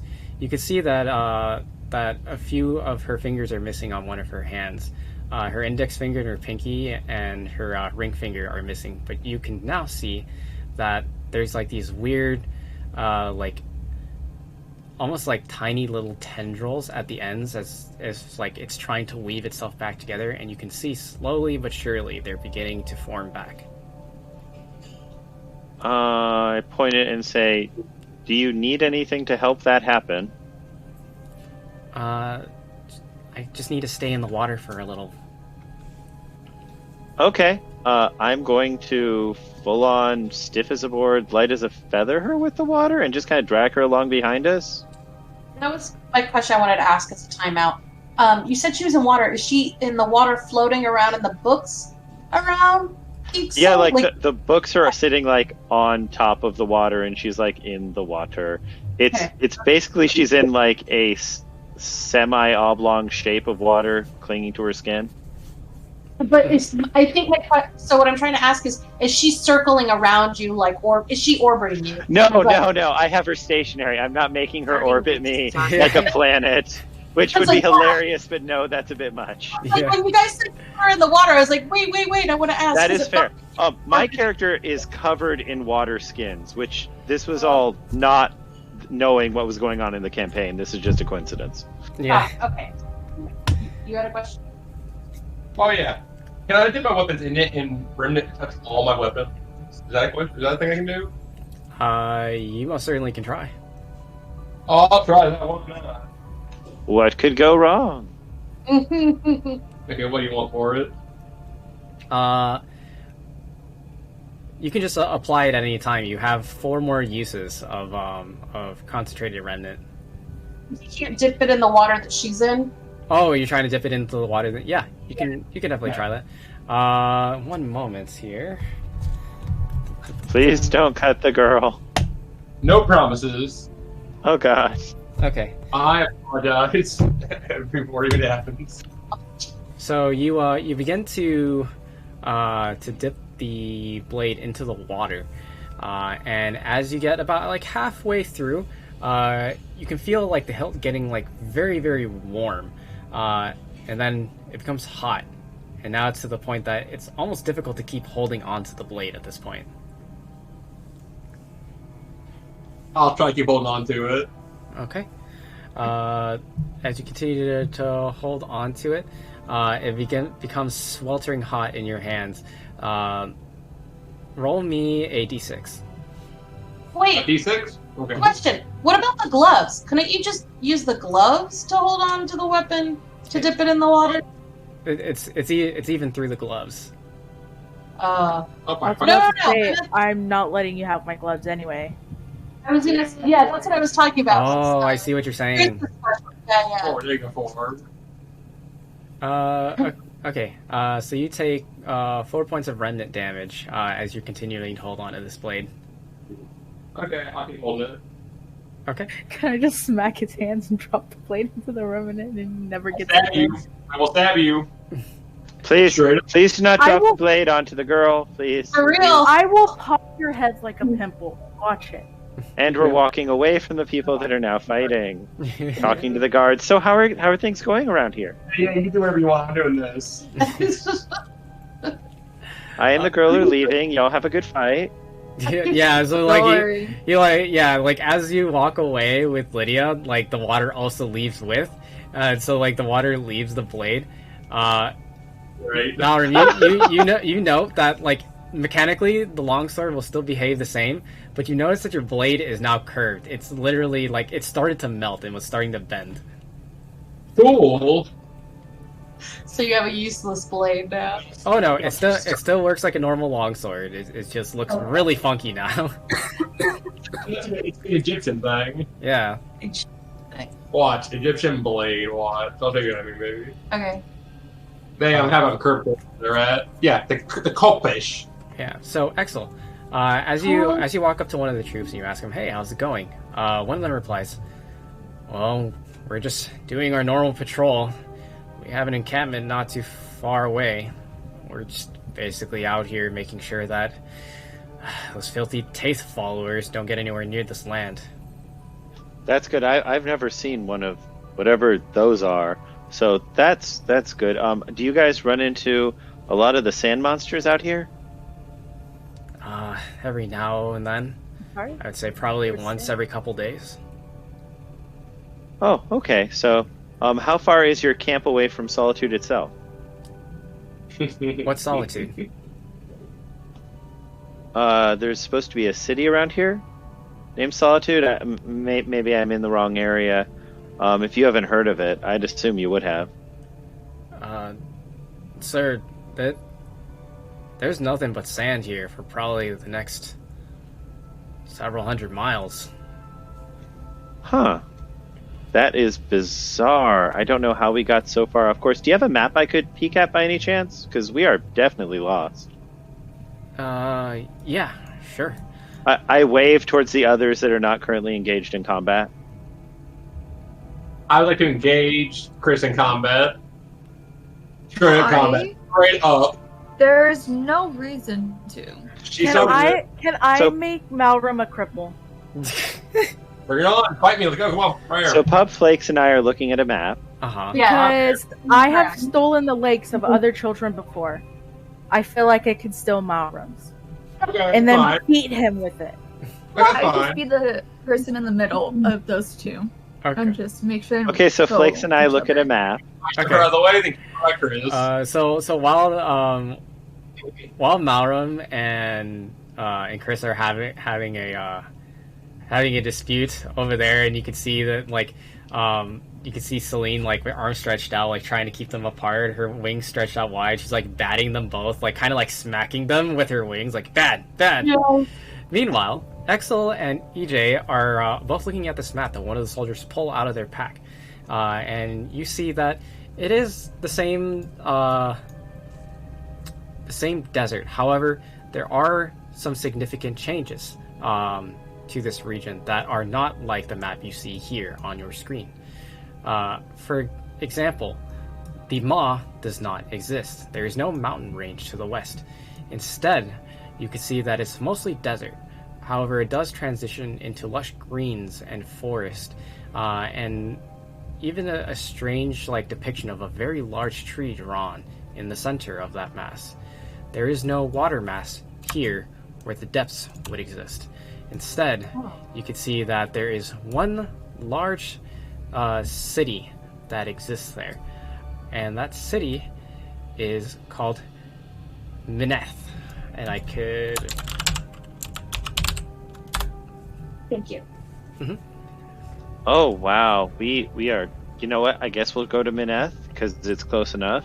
How far is your camp away from Mineth? Our camp is about, I would say, a day away.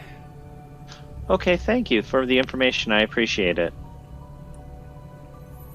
And and what was that giant tree? oh, that tree?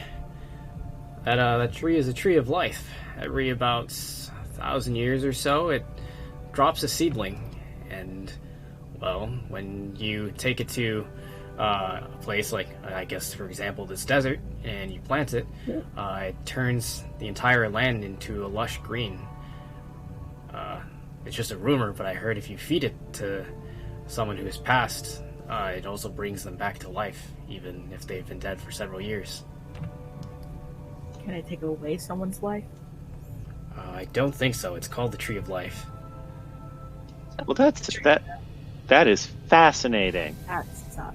Is it about 1,000 years right now? I think we're about 50 years off. So soon then. Good. Yes. Well, that's exciting. Yes, there's always a wonderful festival every time that it happens. Oh, we'll have to make sure to visit that. Doesn't that sound fun? Oh, yes. Well, if you're all alive at that point. Oh, I will be. What do you mean alive? Well, You don't think we're survived? I mean, it's 50 years. It's in 50 years. I don't want to assume everyone's age. Go ahead and assume our ages.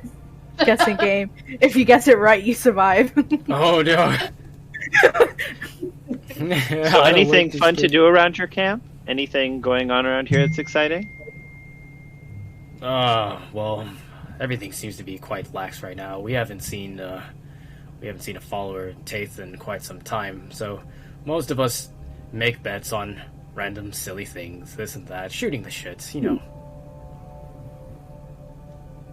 Okay, well, cool. Thanks so much for your help. Well, you're certainly welcome. Do you need escorts to Minaith?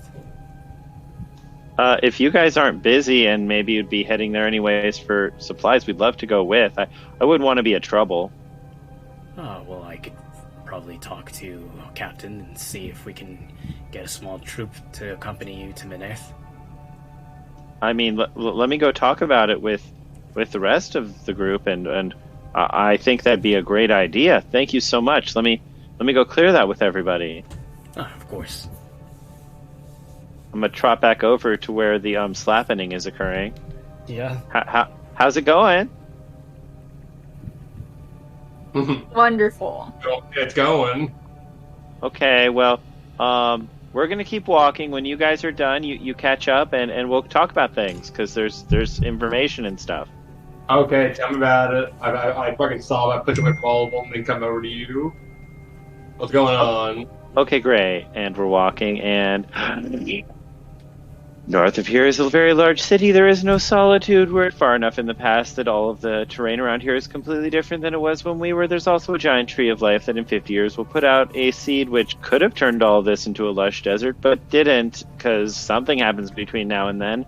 I'm not really sure, but we are really far back in time and everything's very different, and I think maybe we should go to the closest town to figure out anything we can or make a plan, because right now we're in the middle of literally nowhere where there are occasionally sand monsters that turn you into sand monsters.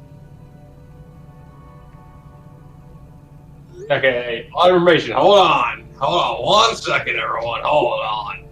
50 years, tree, seed, eat, come back from the dead, got it.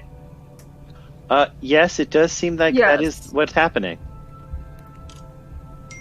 How the hell do we get out of here? We have traveled so far. We have no solitude. And I point at...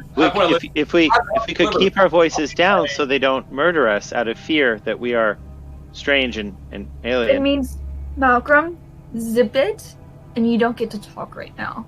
I shoot Let everybody else talk. Shoot in the chest. Crossbow shoot in the chest. No, Done. no. I'm gonna put Malrum back in a box.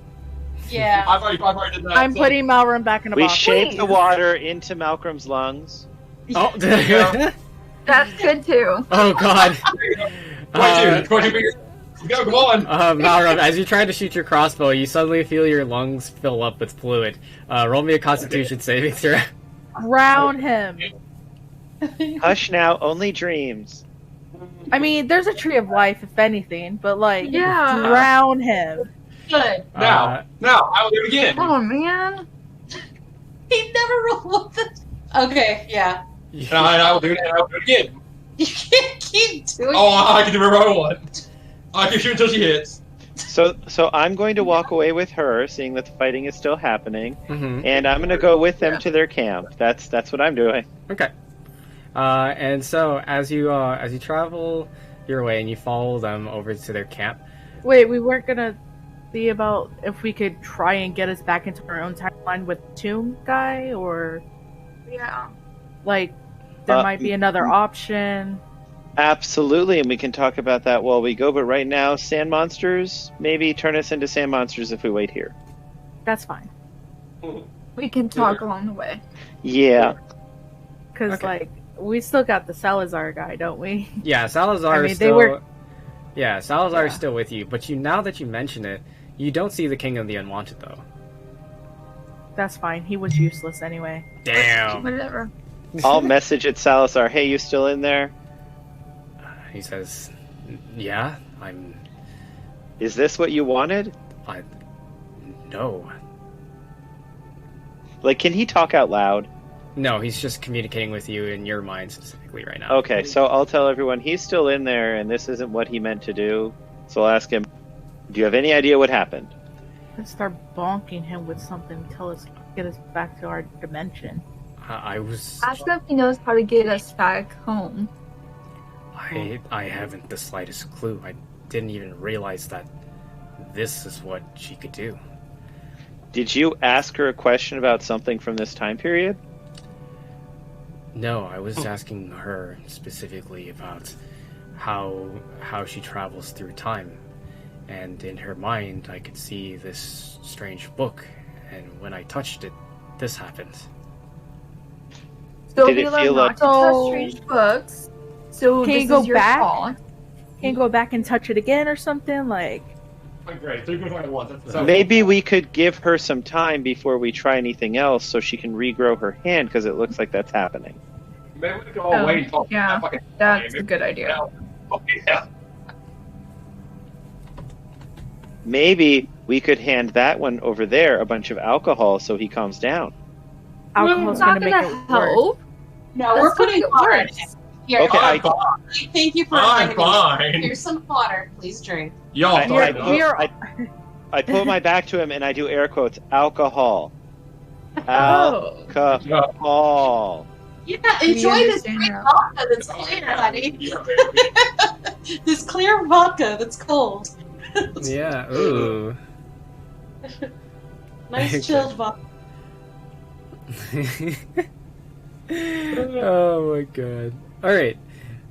So as you all have your discussions and are trying to figure out what to do, you follow this band of troops up towards an encampment. You can see that there are several pyres raised in several areas around this encampment. It seems that the tents themselves are made out of several things. Some of them are of different types of tarps and cloths, and others are made from animal pelts. You can see that in the middle there is the largest pyre, followed by a very large tent, square in shape, that stands out in comparison to the other tents around. You can see that there is a flag similar to that of the one that's worn on each of the soldiers. It is the depiction of a face with a mouth wide open. Well, here it is. Come on. Sorry. Oh, sorry. Go ahead. Oh, I was gonna say, like, can I see if I recognize the face from like any books I've read, or like, I guess it's a history check, right? Yep. History checks for anybody who Sure. wants to know. Because like this is the second time you mentioned it, so it's got to have something to do. Yeah. There you go. Ooh, nice. Really good checks. Alright, so EJ, Malro, Chris, and Exel, you all recognize the sigil as the sigil for those who follow Nock. EJ, however, for you, you know that this is specifically the sigil worn by Nox Legion. Specifically, those who are of Nox Legion have sacrificed something of themselves, whether that is by blood oath or otherwise, have given something very valuable as to be part of the Legion. Essentially, everyone here has some kind of higher purpose or reason, whether it be a vendetta or something of a higher purpose, and that is why they have been accepted into the fold. Oh, okay. I shared this information with the group. Cool.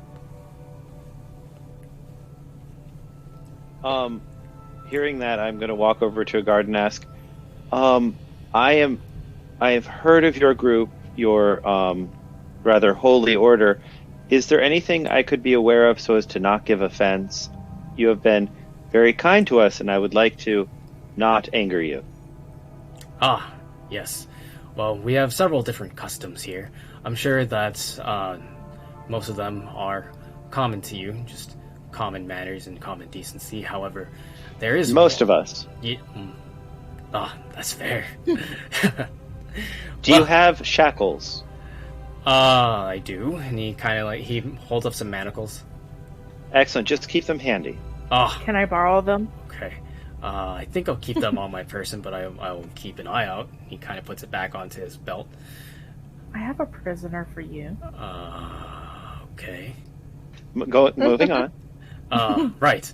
So, as to not take offense, when you see our general, or any of the captains, really of anyone of higher standing, if they offer you something to eat or drink, do not refuse it.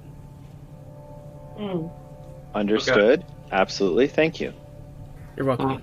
Put that in quotations.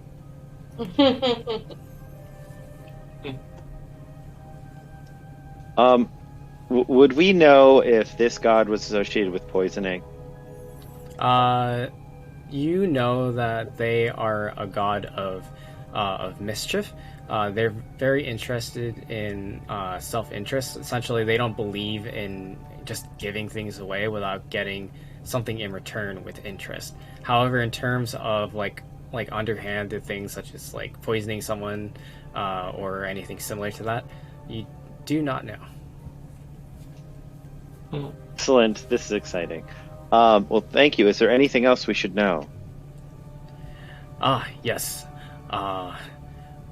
It's more of kind of an unwritten rule, but many of us are quite sensitive to the mentioning of Nalise or Taith. So keep it out of your mouths while you're here. Did you know that Malrum actually worships? No, Audrey. No. Oh no. Okay. It's too late. Okay.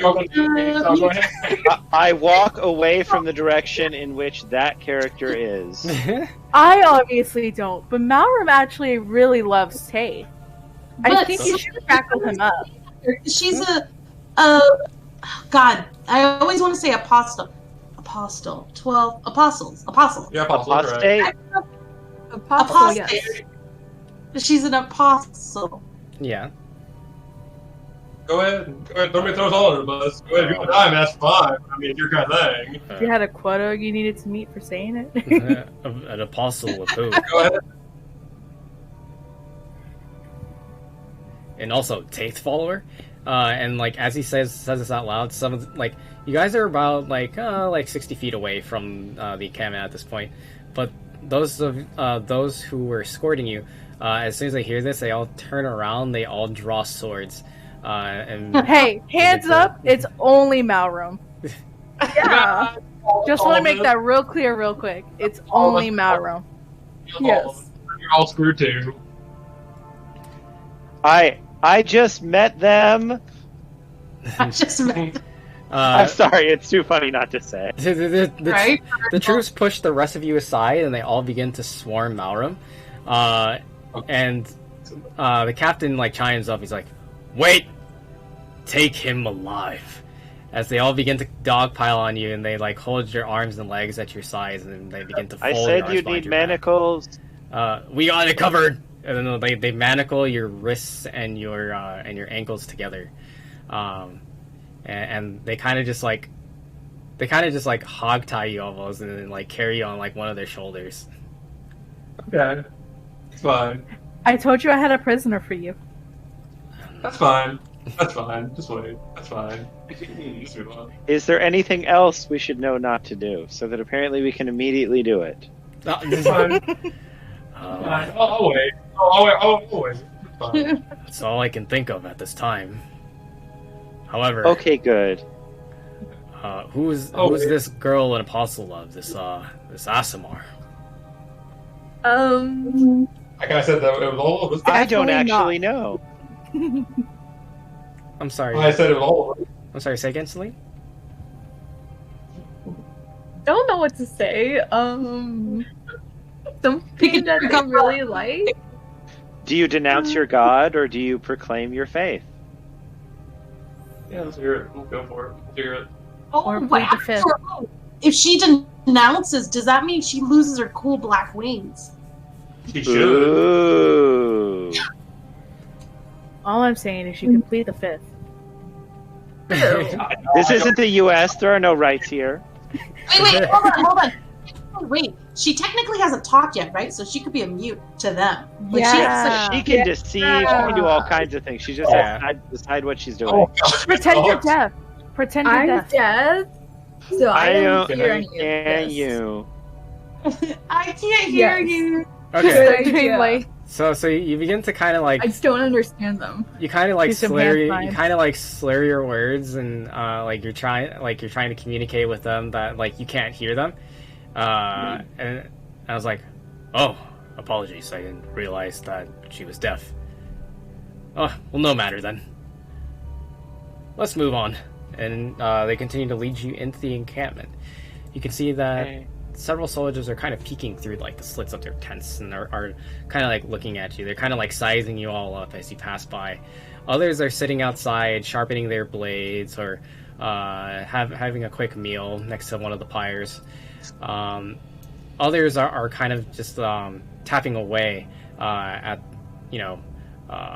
forged iron, trying to make new weapons, while others are kind of just practicing on training dummies or sparring with each other, kind of like away from like the main thoroughways through the encampment. As you make your way through, the troops then lead you to the main tent in the middle. It's quite large on the inside as the flaps are kind of pulled away. The guards that were posted on either side step aside, and you walk into a room where you can see that there are several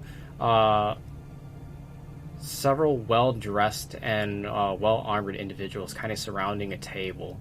Their armor is carved with ornate designs, kind of like swirls and lines, very intricate, no meaning to them necessarily. However, you can see that there are two sigils that stand out in particular. You see that on one of the individuals, you can see that it is a carving of the face with the mouth wide open, similar to that of the sigils that you've seen on the troops, as well as on the flags and on tapestries and the like.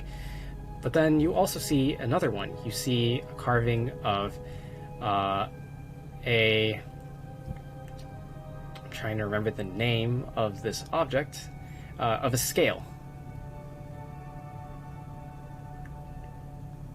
Like a weight scale? Yep, a weight scale. Okay, thank you.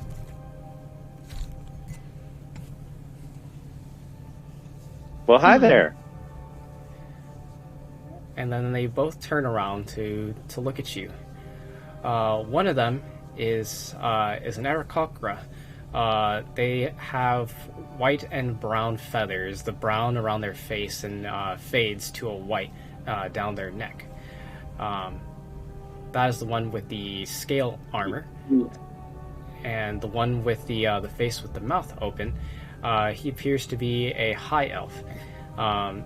Seems to be young in appearance, probably no older than maybe mid-20s, at least in appearance. And he looks between all of you and then looks at the troops. The captain then approaches and gets down onto one knee and brings his hand to his chest and says, "Sir, we had some travelers outside, nearby the encampment. They claim that they were just in the middle of traveling. Scholars, so it seems. We've brought them here for safety." I actually am a scholar, and if you guys feel like being interviewed, I would be so happy to. I take out a stack of blank paper and a pen. And is anyone available? Does paper exist in this timeline yet? Yep, paper exists. Okay. It's probably hella expensive, but I have so much. Well, I suppose we have some time here. The high elf speaks. He kind of like peers at you with like ice blue eyes, and kind of just like, it looks like he's like kind of trying to get a read for you. And he pauses. I wink. Wait, another high elf? Can we connect? Hey, yo. What kind of connection are you trying to make, yo? I don't know. The high elf has got to have some like, I don't know, something with other high elves, right? She's low-key checking on her Tinder profile and like checking the high elf handshake. Let's remember, my character is 15. Yeah. Oh, so you are totally trying to like throw signals at this guy. Okay, cool. No. I noticed that and I respect that, No. and I lay off. But it's like a community thing, like one high elf to another high elf, you know? Help me out. She's throwing up gang signs. I'm gonna be honest. It's probably not like that unless you want to talk to him in Elven. That's the equivalent I think you're going for. I'm pretty sure you. I'm pretty sure you do speak Elven. I speak 5 languages. Because of her family. She's got connections. Probably not to him because we just traveled through time, though. He's like my father from 50 years ago or something. Yeah, you get it on with that. You get you some time displaced Nookie. You go ahead. No. That actually sounds pretty interesting. Not gonna lie. Fine. Anyways, so so you. Audrey, that's why you're so inbred. You're your own great grandmother. Imagine. Oh no. Drama. Twist. So as you throw gang signs at him, no, I'm just kidding.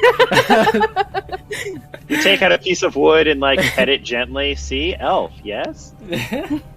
All I'm saying, one high elf to another. You gotta help me out. you know? Do you say this in Elvish? Yes. Okay. What can I help you with, sister? What do we need help with? If I remember correctly, This is all you. Yeah, it's up to you. I don't know exactly like what would help us right now though. Well, pick something that might and go for it, or like get his number. We need a sketchy motel room and remnant. Like okay. Is this what you say to him? Yes. Well, sister, I don't know what a motel is, and I've never heard of this remnant before. We need a room. You need, Put it simply. Oh, some lodgings. Of course. And a Yes. tub, specifically. And a tub. Absolutely, I can accommodate for all of those things. Will you all be sharing one large tent, or would you like several individual tents? I don't want to be with the Tate follower. The Taith? Oh, the one in the man. I thought he was in jail. Wait, Oh, wait, is he in jail? I thought he was in jail. Wait. That's fine. Yep. Yep. I thought they just shackled him up and was carrying him. They were carrying him, but now that you mention it, you don't see Malram anymore. It's fine. Yes, we'll take one he's in lodging. jail. Supposedly. Allegedly. Never proven. Don't worry, it's fine. It's fine. Don't worry. I mean, we could try and find my parents from years ago and just try to convince them, like, your daughter's here. Help. I'm your daughter from Advance. Like, help me out. Help me out here, Mom, Dad. I need a loan. A small loan of 1,000,000 gold. They're probably like in their 20s, like just starting life too. Yeah, right. Like he's still living off of that like D&D ramen. You know what I mean? Does anyone have the spell sending? A good question. Anyone have sending? Sending? I got nothing. There you go. There you go. I'll ask the people there. Do you guys have a scroll repository of any kind, or a store of some kind like that? Well, we don't have anything like that, but we do have a bit of parchment that we can provide. Oh, I have plenty of paper, but thank you so much. It's okay. It was a long shot. Yes. Well, we'll provide you lodging. We'll have one of our paladins. I'm gonna go here grab. escort you. I'm gonna go manhandle the book and start leafing through him. Okay. So you open up Salazar and you start like flipping through the pages, and he speaks in your mind and he says, "What are you doing?" I'm looking for sending. Just open it to me and I'll quit having to touch you like this with my damn fingers. Don't touch it. That's kind of weird. Okay. Here, I thought she was gonna enjoy it. I'll flip myself. And he like flips through the pages and shows you sending, for you to learn. Perfect. I will learn that. It'll take me a while, and I will turn to her and say, "Okay, give me some time. I'll be able to call your parents for you." Ooh, interesting. Okay. We're gonna try and convince my parents that I'm their daughter from the future. I mean, it's a long shot, but it's possible. It's a long shot, but you never know. Hey, yo, fam, what's up? I know this is awkward, but I'm kind of your daughter from the future. I know, crazy, right? Oh no, it's worse than that, because it'd be me calling, like, "Hey, this is Fishman calling Collect to talk to you about your daughter from the future." Totally not a scam.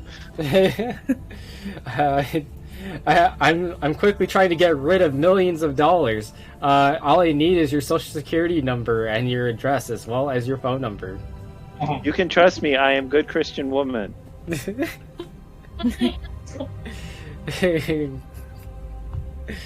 I am totally going to peruse through this book. This is what I was worried about. We're gonna change the time. Yeah. You're the one that wanted to do this. What are you complaining about? I didn't know what to say. I'm just throwing out ideas right now. Yeah. So are we going to their camp, or are we at their camp? You are at the camp right now. And apparently we're about to have some lodgings. Oh, I'm praying to tea right now. That's what I'm doing. I did get us a room. So I don't give a shit what y'all doing. I'm praying to tears, so I don't give a fuck. I want to find a merchant and buy stuff for hella cheap, because this is a long time ago. Word, girl. High five. Hey. Here. So some cross time shopping. Hey yo, Yeah. the true life hack. Yep. That could be the start of the next session. Hey yo, when you think about it, like if you just went back in time and then waited for a sale in the past, that would be literally like the cheapest you could ever purchase something. That would actually be kind of insane. Saying, you know? It also is incredibly detrimental to any timeline in the future, so I really want it to happen. It'll be great. Yeah, it'll be awesome. But the thing is, surely our weapons wouldn't be as good as they would if we bought it now. Because we're old time. That's true. Technology has come a long way, probably. Mm-hmm. Yeah, I mean, I can afford it because, I have a business plan. So, speaking of which, so you have all teleported in across time to a past where there is no solitude, and the land is very much different from the one that you are all familiar with. All you have to go off of is the possibility of Chris's parents being here, as well as what you know from the map that you gathered. A large city by the name of Menaith to the north. What will happen? What does this all mean? How will you return back? Find out next time on the next session of The Peaks. Alright, And that's session, everybody. Let's go. Yay!